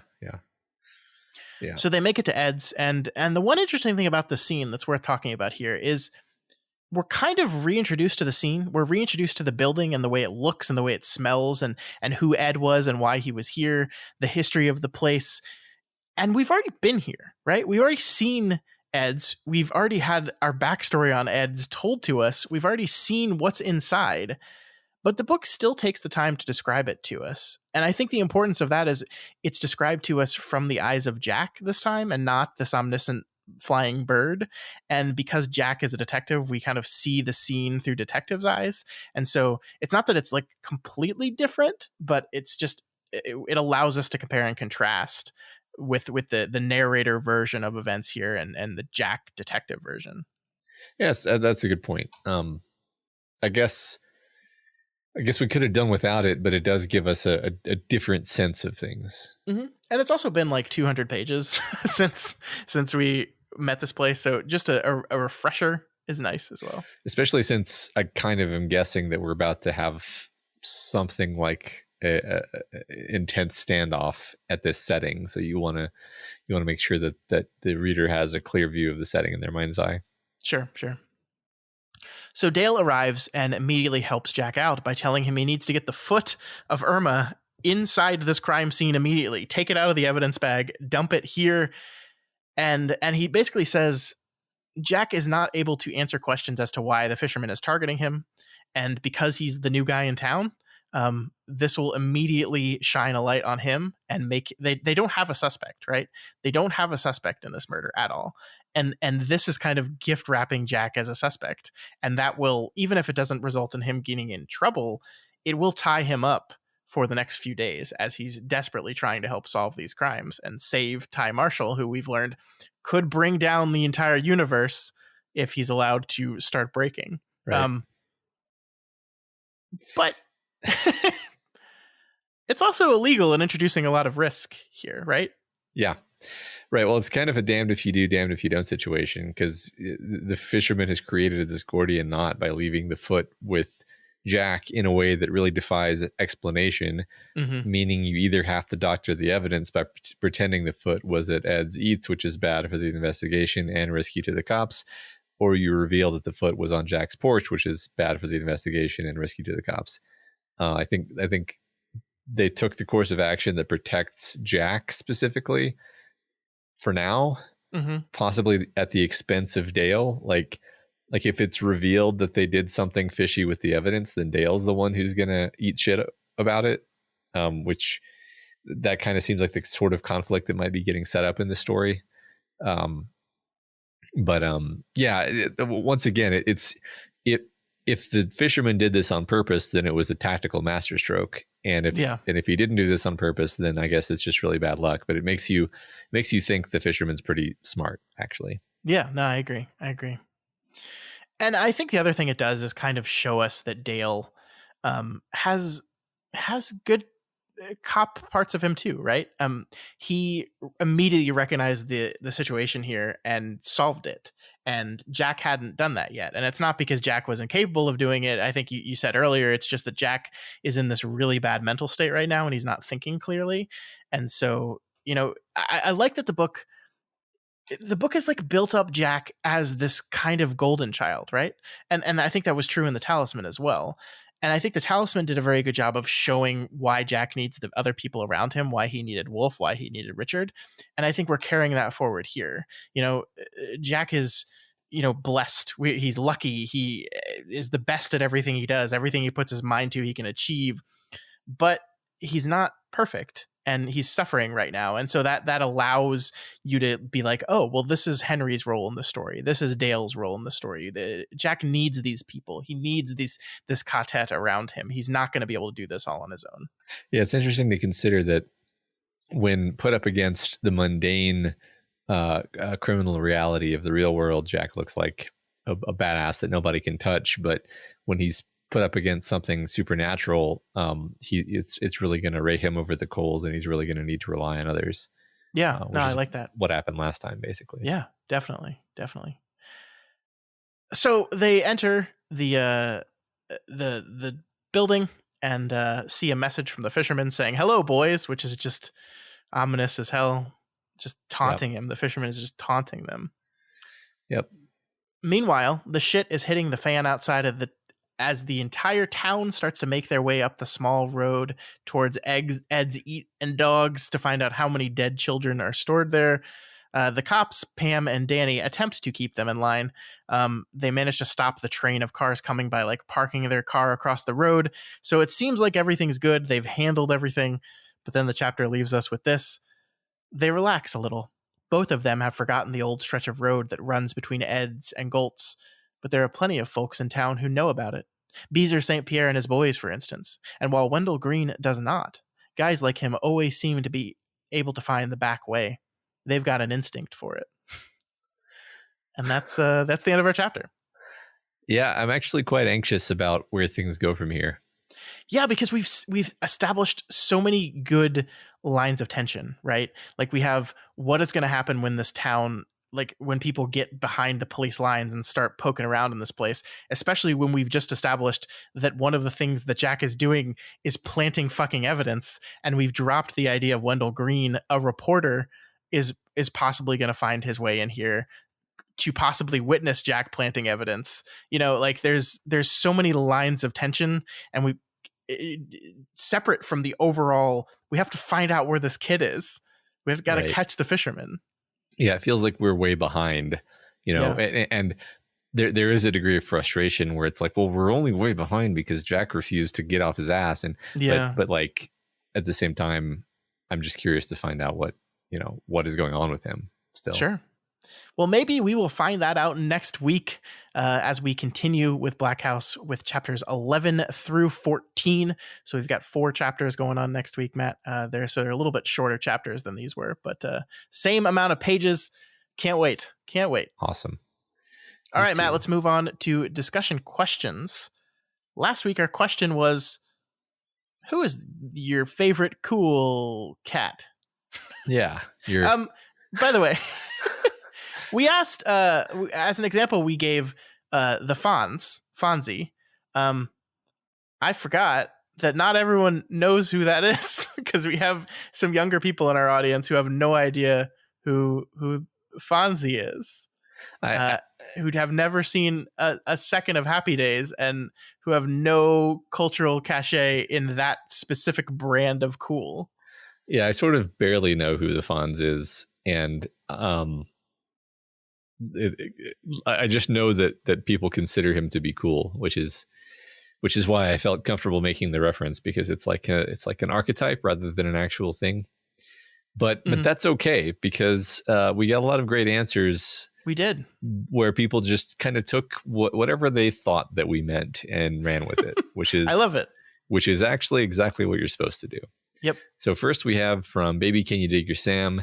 They say, as a child of the 80s, there's so many cool characters to choose from. My top 3 are probably Han Solo, Ferris Bueller, and Kurt Russell, in anything he worked with John Carpenter, with Snake Plissken being the pinnacle of coolness. But since I anticipate there being a lot more men on this list than women, I have to mention Sarah Connor, Ellen Ripley, and Trinity. These women are incredible badasses who still manage to maintain their vulnerability. I was in awe of Sarah Connor and her steel. Ellen Ripley's famous "Get away from her, you bitch" still pumps me up. In Trinity, I just wanted to be Trinity. I wanted to squeeze myself into a black, shiny suit, complete mind-blowing acrobatic stunts while kicking some major ass, and find true love. What can possibly be any cooler than that? Yeah, that's great. I love Trinity.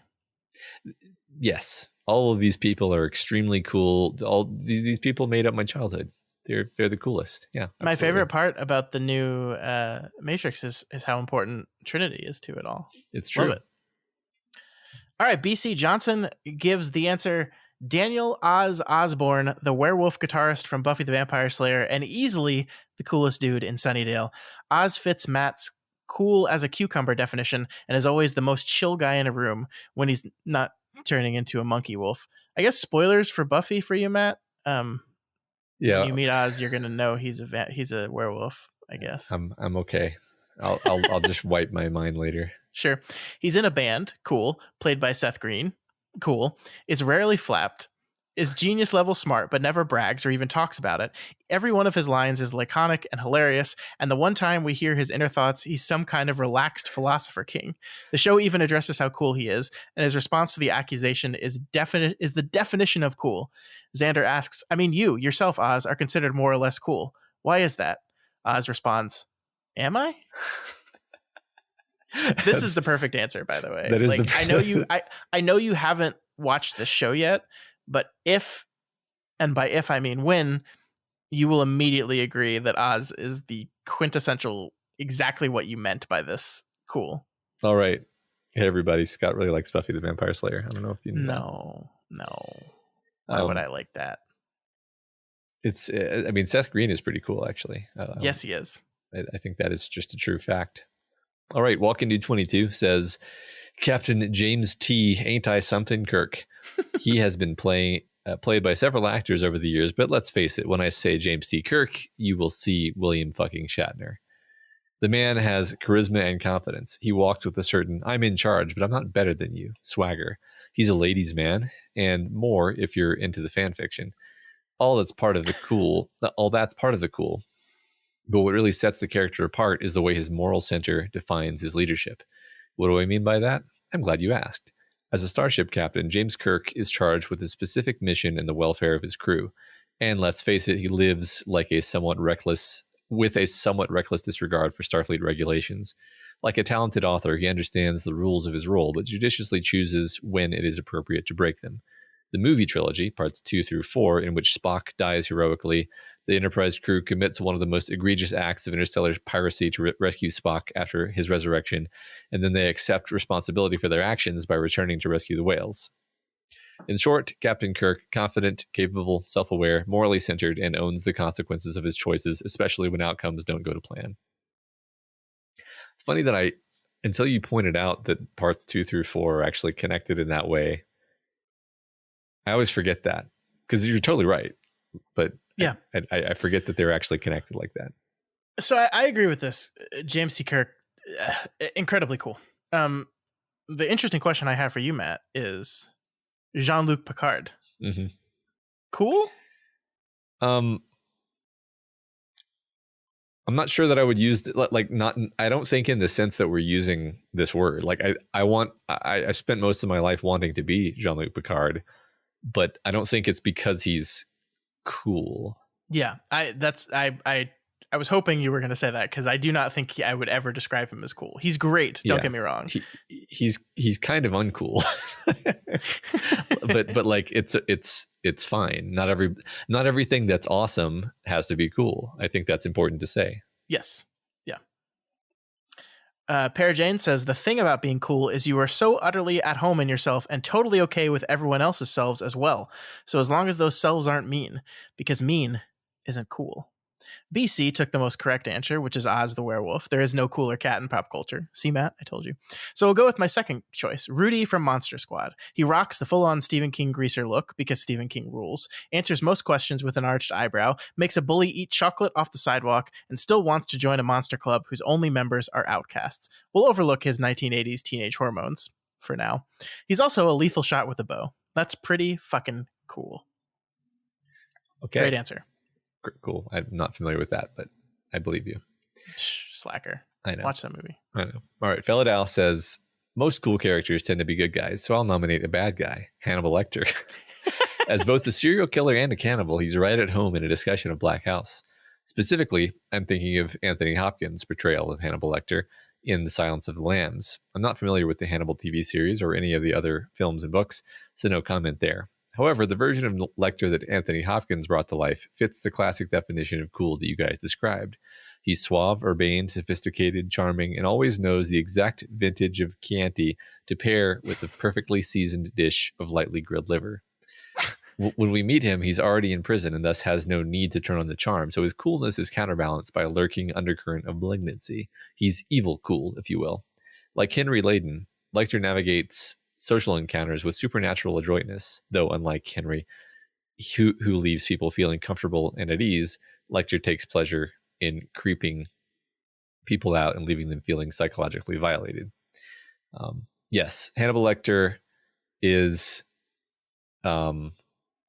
I think that's the cool thing about his character is he is double natured, if you will, where we sometimes see flashes of the suave like psychiatrist, the high society guy who held dinner parties, and then we also see that is just a mask that he wears, that's absolutely not like who he really is. And so that guy, the guy who holds dinner parties, perfectly cool, right? But he's actually this monster. That's a cool aspect of his character. He's so fucking cool, man. It's so funny because I read this answer, and that when I first started reading it, I was like, really? And then by the end of it, I was like, yeah, he's so fucking cool. I mean, he's a psychopath and awful, but man, he's cool. Yeah, he just had disadvantages.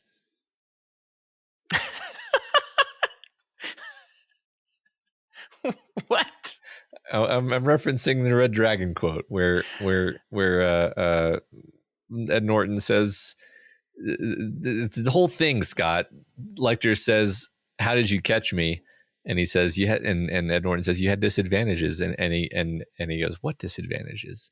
And Ed Norton goes, you're insane. And then he gets really mad and stops helping for a while. Sorry, I haven't seen Red Dragon in a long time. Dare you? It's such a good movie. All the Anthony Hopkins movies, except for one of them, are so good. You talking about Hannibal? Well, yeah. Have you watched the television show? No, I haven't. It's so good, and that version of Lecter is played by Mads Mikkelsen, who is incredibly cool. So, yes, yeah, that's. So yeah, that's just so disturbing, though. I mean, I kind of vaguely know what it's so fucked up. Yeah. It's a Brian Fuller show. It's so fucked up, but it's great. All right, great.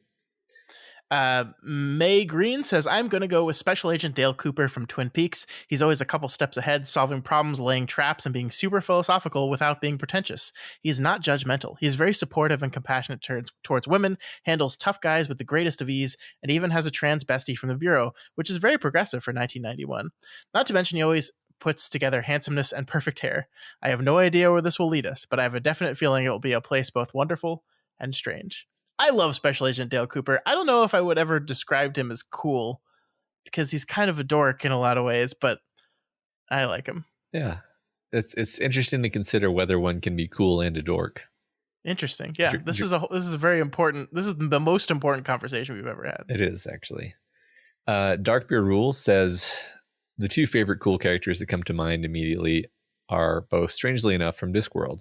Moist von Lipwig is a somewhat bumbling but lovable con man who happens to be inadvertently achieve whatever task the patrician, Lord Veterinary, asks him to voluntarily accept.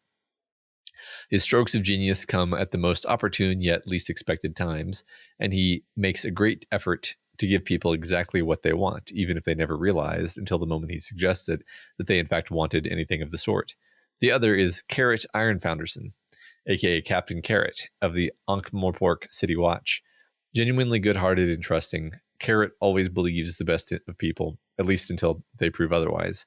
Always has a smile on his face and an extra few bits in his pocket for those less fortunate, and can beat the shit out of everyone else in the city, no matter what species they may be, even if they all come at him at the same time. Carrot possesses that kind of coolness, nobility, that makes bad people genuinely want to mend their ways, and sad, poor people feel more optimistic about their lot in life, and motivates both types to do something about it.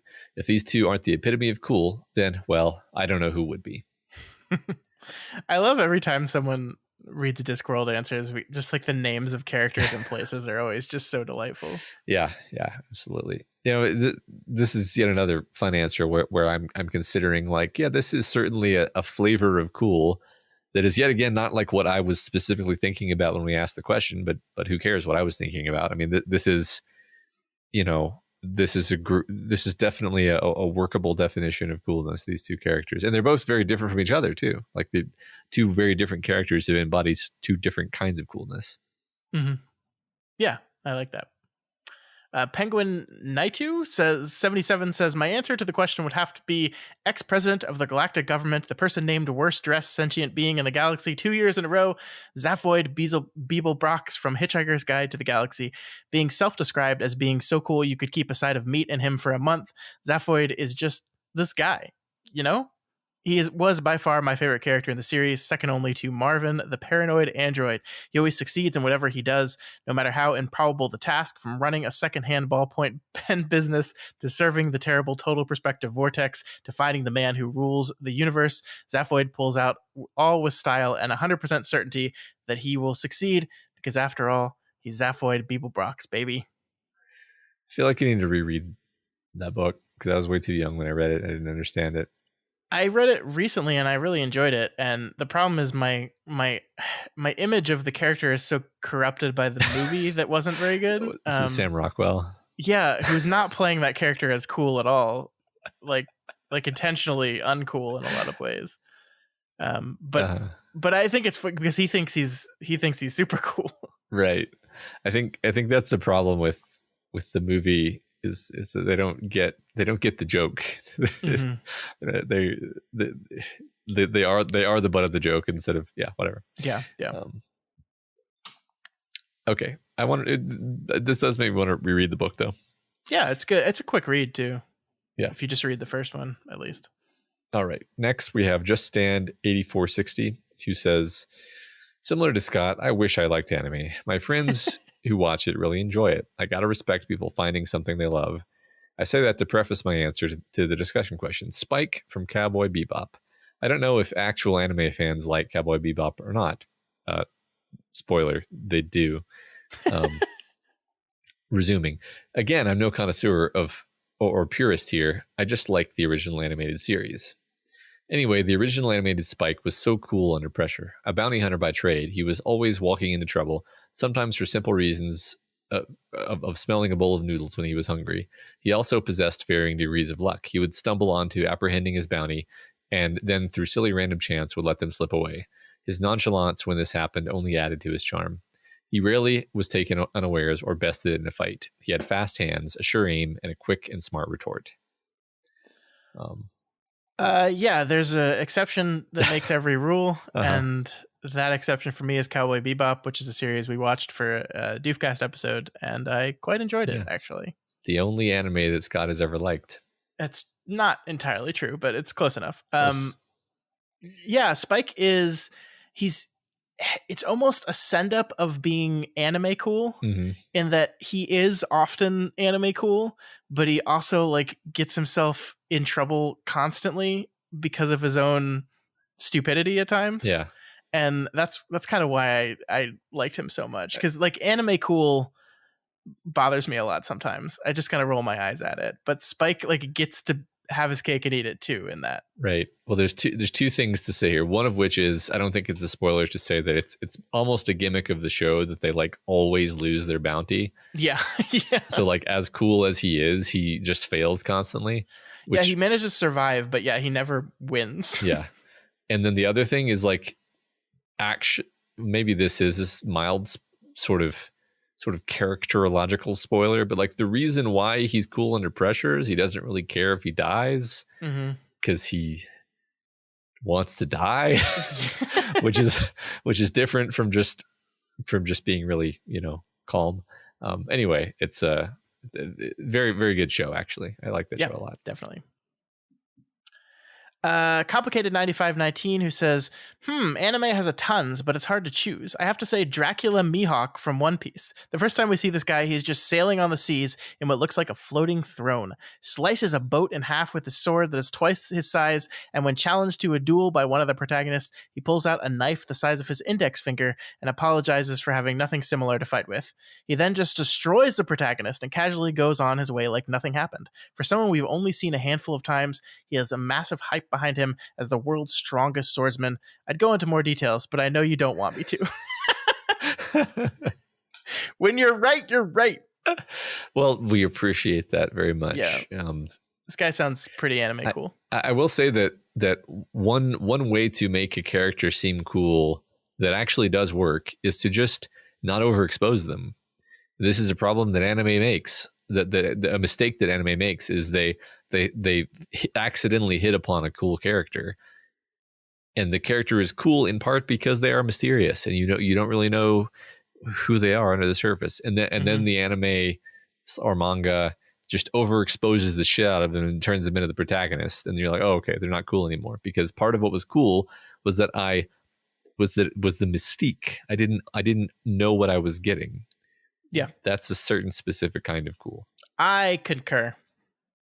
All right, Coach Wargo says Sonny Crockett from Miami Vice defined cool in the mid 80s, and Danny Ocean was so cool that they made 3 movies because people just want to hang out with him. But for me, the ultimate cool cat is Humphrey Bogart in Casablanca. There's a reason everyone comes to Rick's. He's at ease with himself and puts others at ease during a terrible time. At Rick's Cafe, refugees from occupied France mingle with Nazi soldiers. In a place where human life is cheap, he makes everyone feel valued. Rick can dismiss a Nazi general with a laconic look. Have no doubts, he's not a sympathizer. In fact, he is fighting his own battle against the Nazis, but he's doing it in his own suave way and looks so damn good doing it. For me, Bogey has always been the Apapanax of cool, and he's never cooler than he is in Casablanca. I like how we're just from now on going to use Apapanax to just be a filler word that means anything we want. Yeah, that's I love it. That made me happy. Have you seen Casablanca? You have, right? No. No. I'm sorry. I guess I'm off the podcast now. Well, I think this is the start of a beautiful enemy ship. Oh, okay. You would get it. You have to watch Casablanca. Yeah, I feel like I have seen it just because it's everything is an homage to it, you know.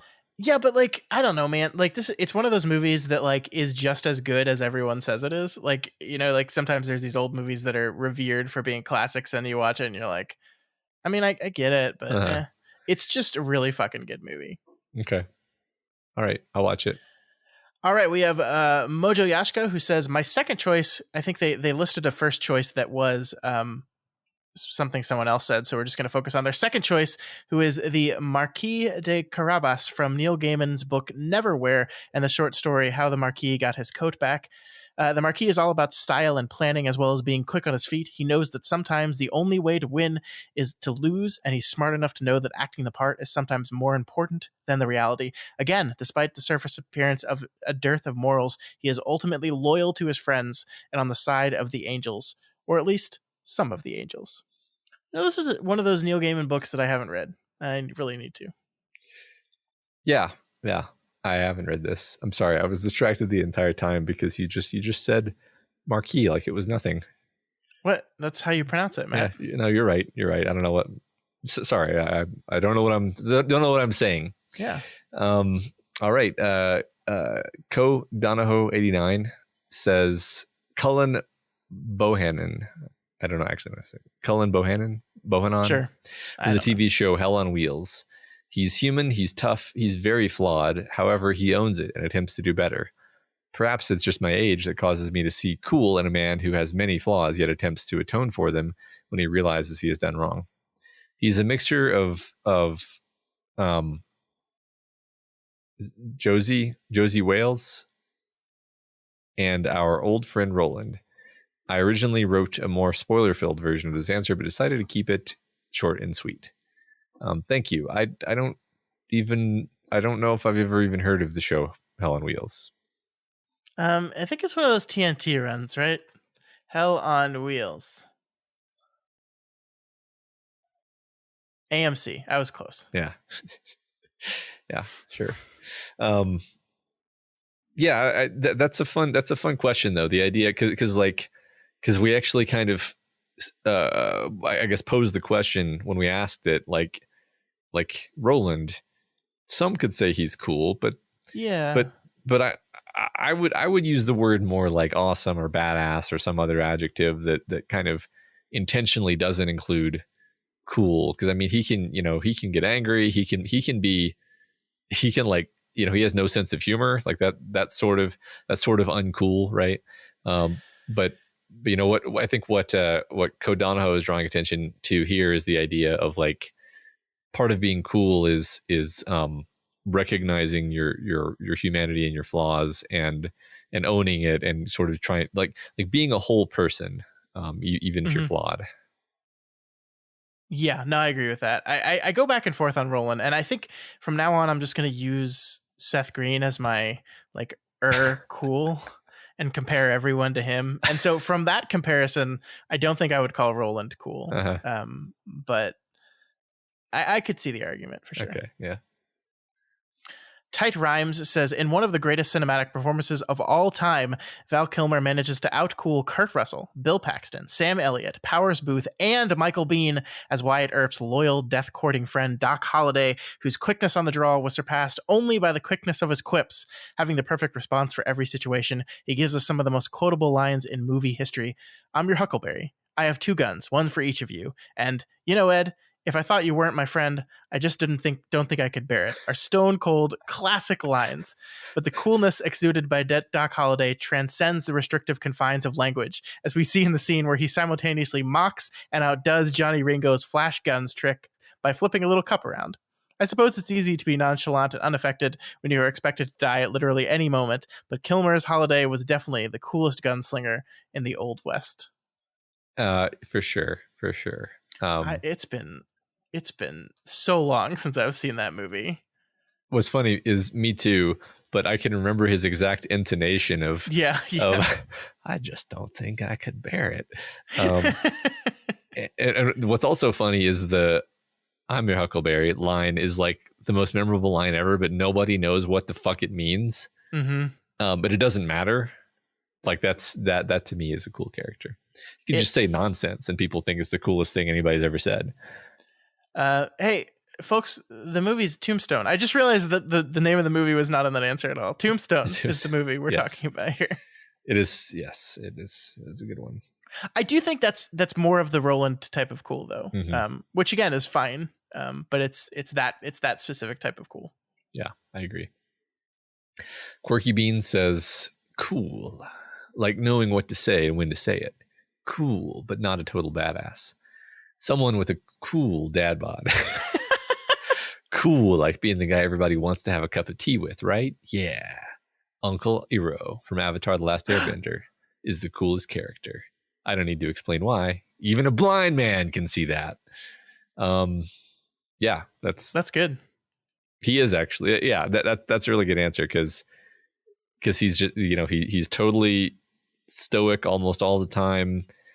Well, no, actually, stoic's the wrong word. He's just like cheerful, and just gonna roll with it, and then he does, like, he is capable of becoming serious when it actually is appropriate, but he avoids letting it become necessary, which is another quality of a cool character.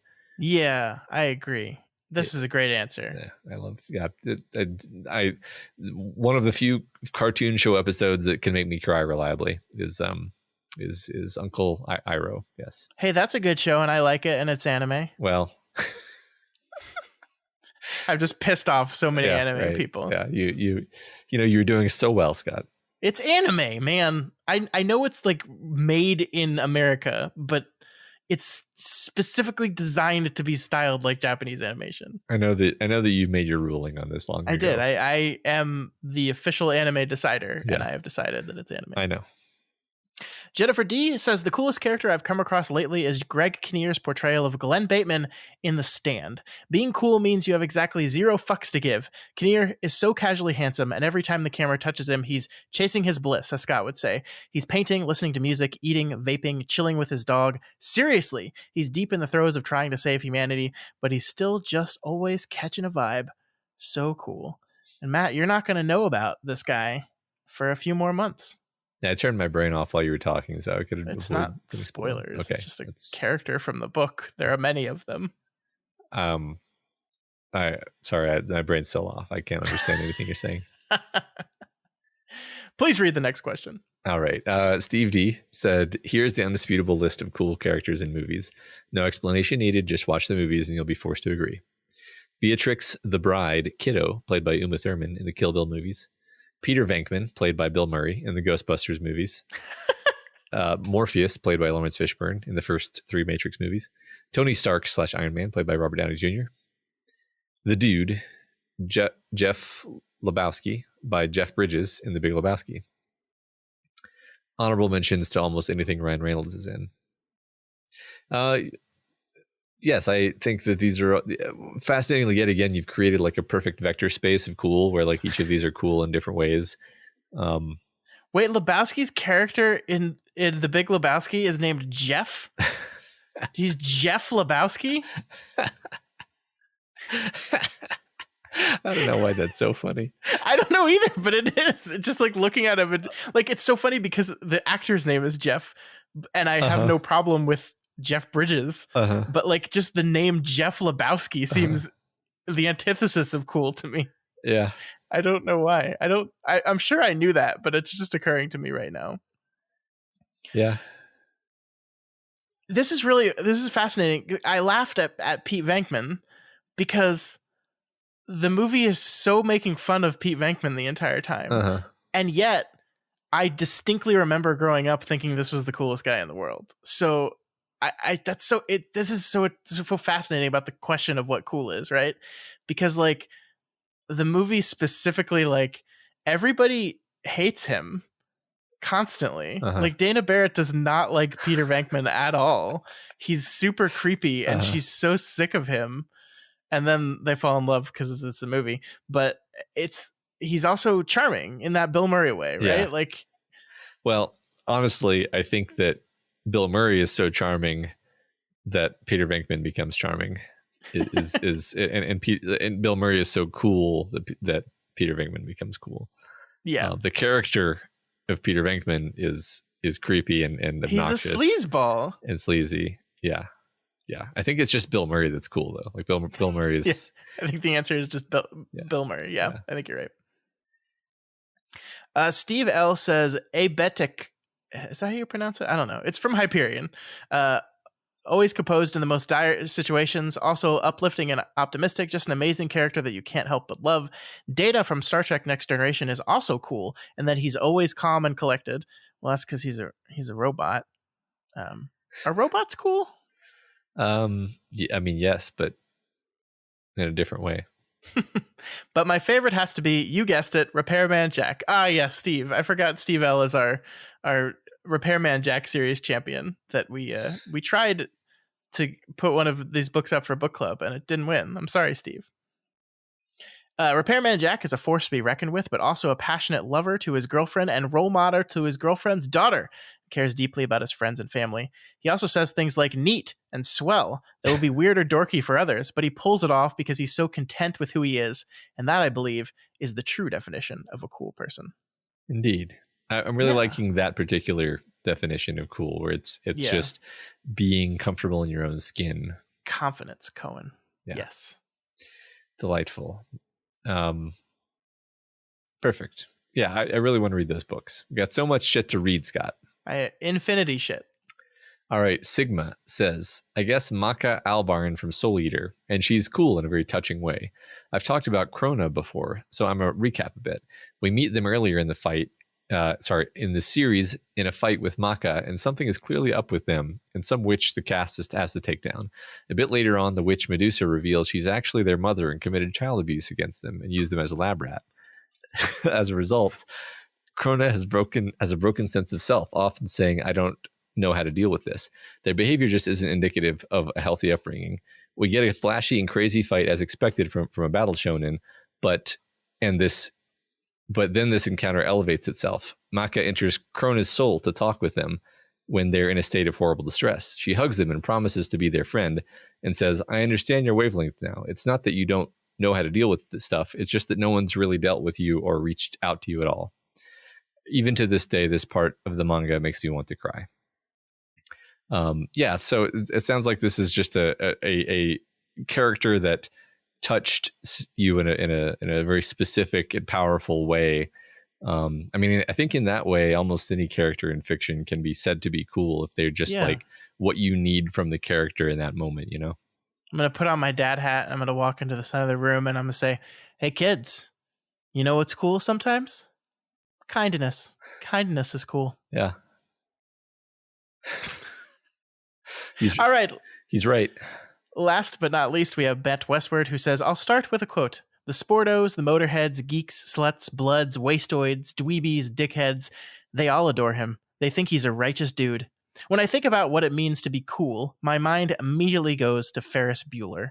We all know a person like Ferris in school, someone that transcends the hierarchical caste system that mandates everyone fill a niche, an archetype, a spot within the sociological food chain that says from 9 to 3, this is your lane, conform or be cast out. The cool kids like Ferris can coexist with literally everyone, never at the expense or exclusion of anyone else, and never while looking like they are trying. Man, Ferris Bueller is a great answer to this. That is so true. I love that because I think like the traditional cool in like depiction is like the jock, right? Like the jock is the most popular cool guy in school. But I do agree that the real genuinely cool people are the ones that are so cool that none of that matters to them, that they don't give a shit about any of that. And they just can roll with whoever and whenever and wherever. And I think Ferris Bueller is exactly that. Yeah, I mean, it's funny. Ben Westwood says we all know someone like that, and I'm like, do I? You know, I maybe not in the caricatured form of Ferris Bueller, who's obviously fictional, but yeah, I think I agree that the coolest people in high school were the ones who did multiple things and thus had friends from multiple different cliques. Mm-hmm. I don't know why I said it that way, and that allowed them to just really kind of see the system for the farce that it was, and that gave them immense powers. Even if they weren't like superhumanly charismatic like Ferris Bueller. Sure. All right, that is going to do it for the week. Thank you for all those extremely cool answers. Yes, you're all so cool. Yes. A little disappointed. Perfect opportunity to pick Matter Eye. No, nobody did that. Very cool. Nobody did it. Very cool suggestion, Scott. I mean, I don't care, you know, because I'm cool. Because it would be uncool to care. Yeah. So next week's question, Matt, in honor of, I think, talking about how well I think King and Straub wrote the specific detective interview section of this week's book, we wanted to ask what your favorite mystery or detective novel or movie is. I have a sneaking suspicion that we've asked this question before, but I get all of our shows jumbled in my head, so I don't think we've asked it on this show before. But even if we did, so what? Answer again. It's fine. Yeah, we probably asked on a completely different show, but yeah. So what's your favorite detective or mystery story? Yeah, very curious to hear the answers. Yeah, I love mystery books, Matt. I really do. Me too. All right, that is going to do it for us here this week. As we said, next week we continue Black House with chapters 11 through 14. We are actually going to be finishing part 2, The Taking of Tyler Marshall, next week, moving into part 3 of our 4-part book. So that's very exciting. We're moving right along. I think we're almost halfway through it, or will be by the end of next week at least. Wow, it doesn't feel like that. It feels like I we're know at the beginning. But, all right. I know. It's wild. Yeah. Remember, you can reach out to us via email at kingslingerspod@gmail.com, on Twitter at kingslingerspod, and on the subreddit at reddit.com/r/doofmedia. And if you are not already subscribed to Kingslingers, do it right now. What are you doing? Pause the podcast, go do it, hit the subscribe button. Also subscribe on YouTube and other places. Subscribe everywhere at the same time. Yeah. If you like Kingslingers and you want to support us, then please consider donating on patreon.com/doofmedia. Special thanks this week to new patrons Miles W, Daniel K, Dan C, Melissa, Shortfuse 13. Welcome. We hope you enjoy the cool stuff we have over there. The cool stuff over on Patreon. Did you say cool stuff ironically, or was that like legit? I the first time I said it, it was just the way that I talk. Okay. Yeah. Welcome. Hope you guys check out our bonus show we sometimes do weekly called Doof After Dark, which is just Matt and I talking about whatever nonsense we had on our heads that day. We talked about Elden Ring last week and EverQuest, because every time we talk about video games, we are also talking about EverQuest. Yeah, Elden Ring is a popular video game. Thank you, Matt. I feel like you're like the translator for the older generation. I try to be. I always try to keep them in mind. But of course, we never want you to donate if you cannot afford it. So if you can't do that, that's totally fine. There are still tons of ways of helping the show out that cost zero monies. You can share it with people. And of course, you can continue to leave those ratings and reviews. Thank you so much for saving Cujo. Matt, you have to read Cujo now. That's your punishment. Thank God. Or wait. Oh, no. This week's Spotlight review comes from Bent Westward, who also just answered a question we talked about. They give us 5 stars and say, the perfect Dark Tower and overall Stephen King podcast. I found this podcast shortly after finishing the Dark Tower series and wanted to reflect on the experience. The in-depth analysis mixing Scott's prior knowledge of the books with King newbie Matt's fresh perspective helped me appreciate many aspects of the books that weren't immediately apparent. I am reading along with the podcast with the Dark Tower adjacent books in season 2, and it is dramatically enhancing the experience. I would recommend this podcast to anyone from constant readers to people new to Stephen King. I hope they do a season 3 and beyond. That's the second review in a row that's strongly encouraged us to do season 3, Matt. I don't know. What are you thinking, man? I don't know. I don't know. Maybe if we get a bunch more reviews. I thought you were going to ask for more patrons. No, give us more money. Yeah, give us. Yeah, we'll just set that as a Patreon goal. I want $1 million. Yeah. No. Yeah. No. We're definitely seriously considering it. And thank you, Bent Westward, for participating in these questions and for leaving that wonderful and very nice review.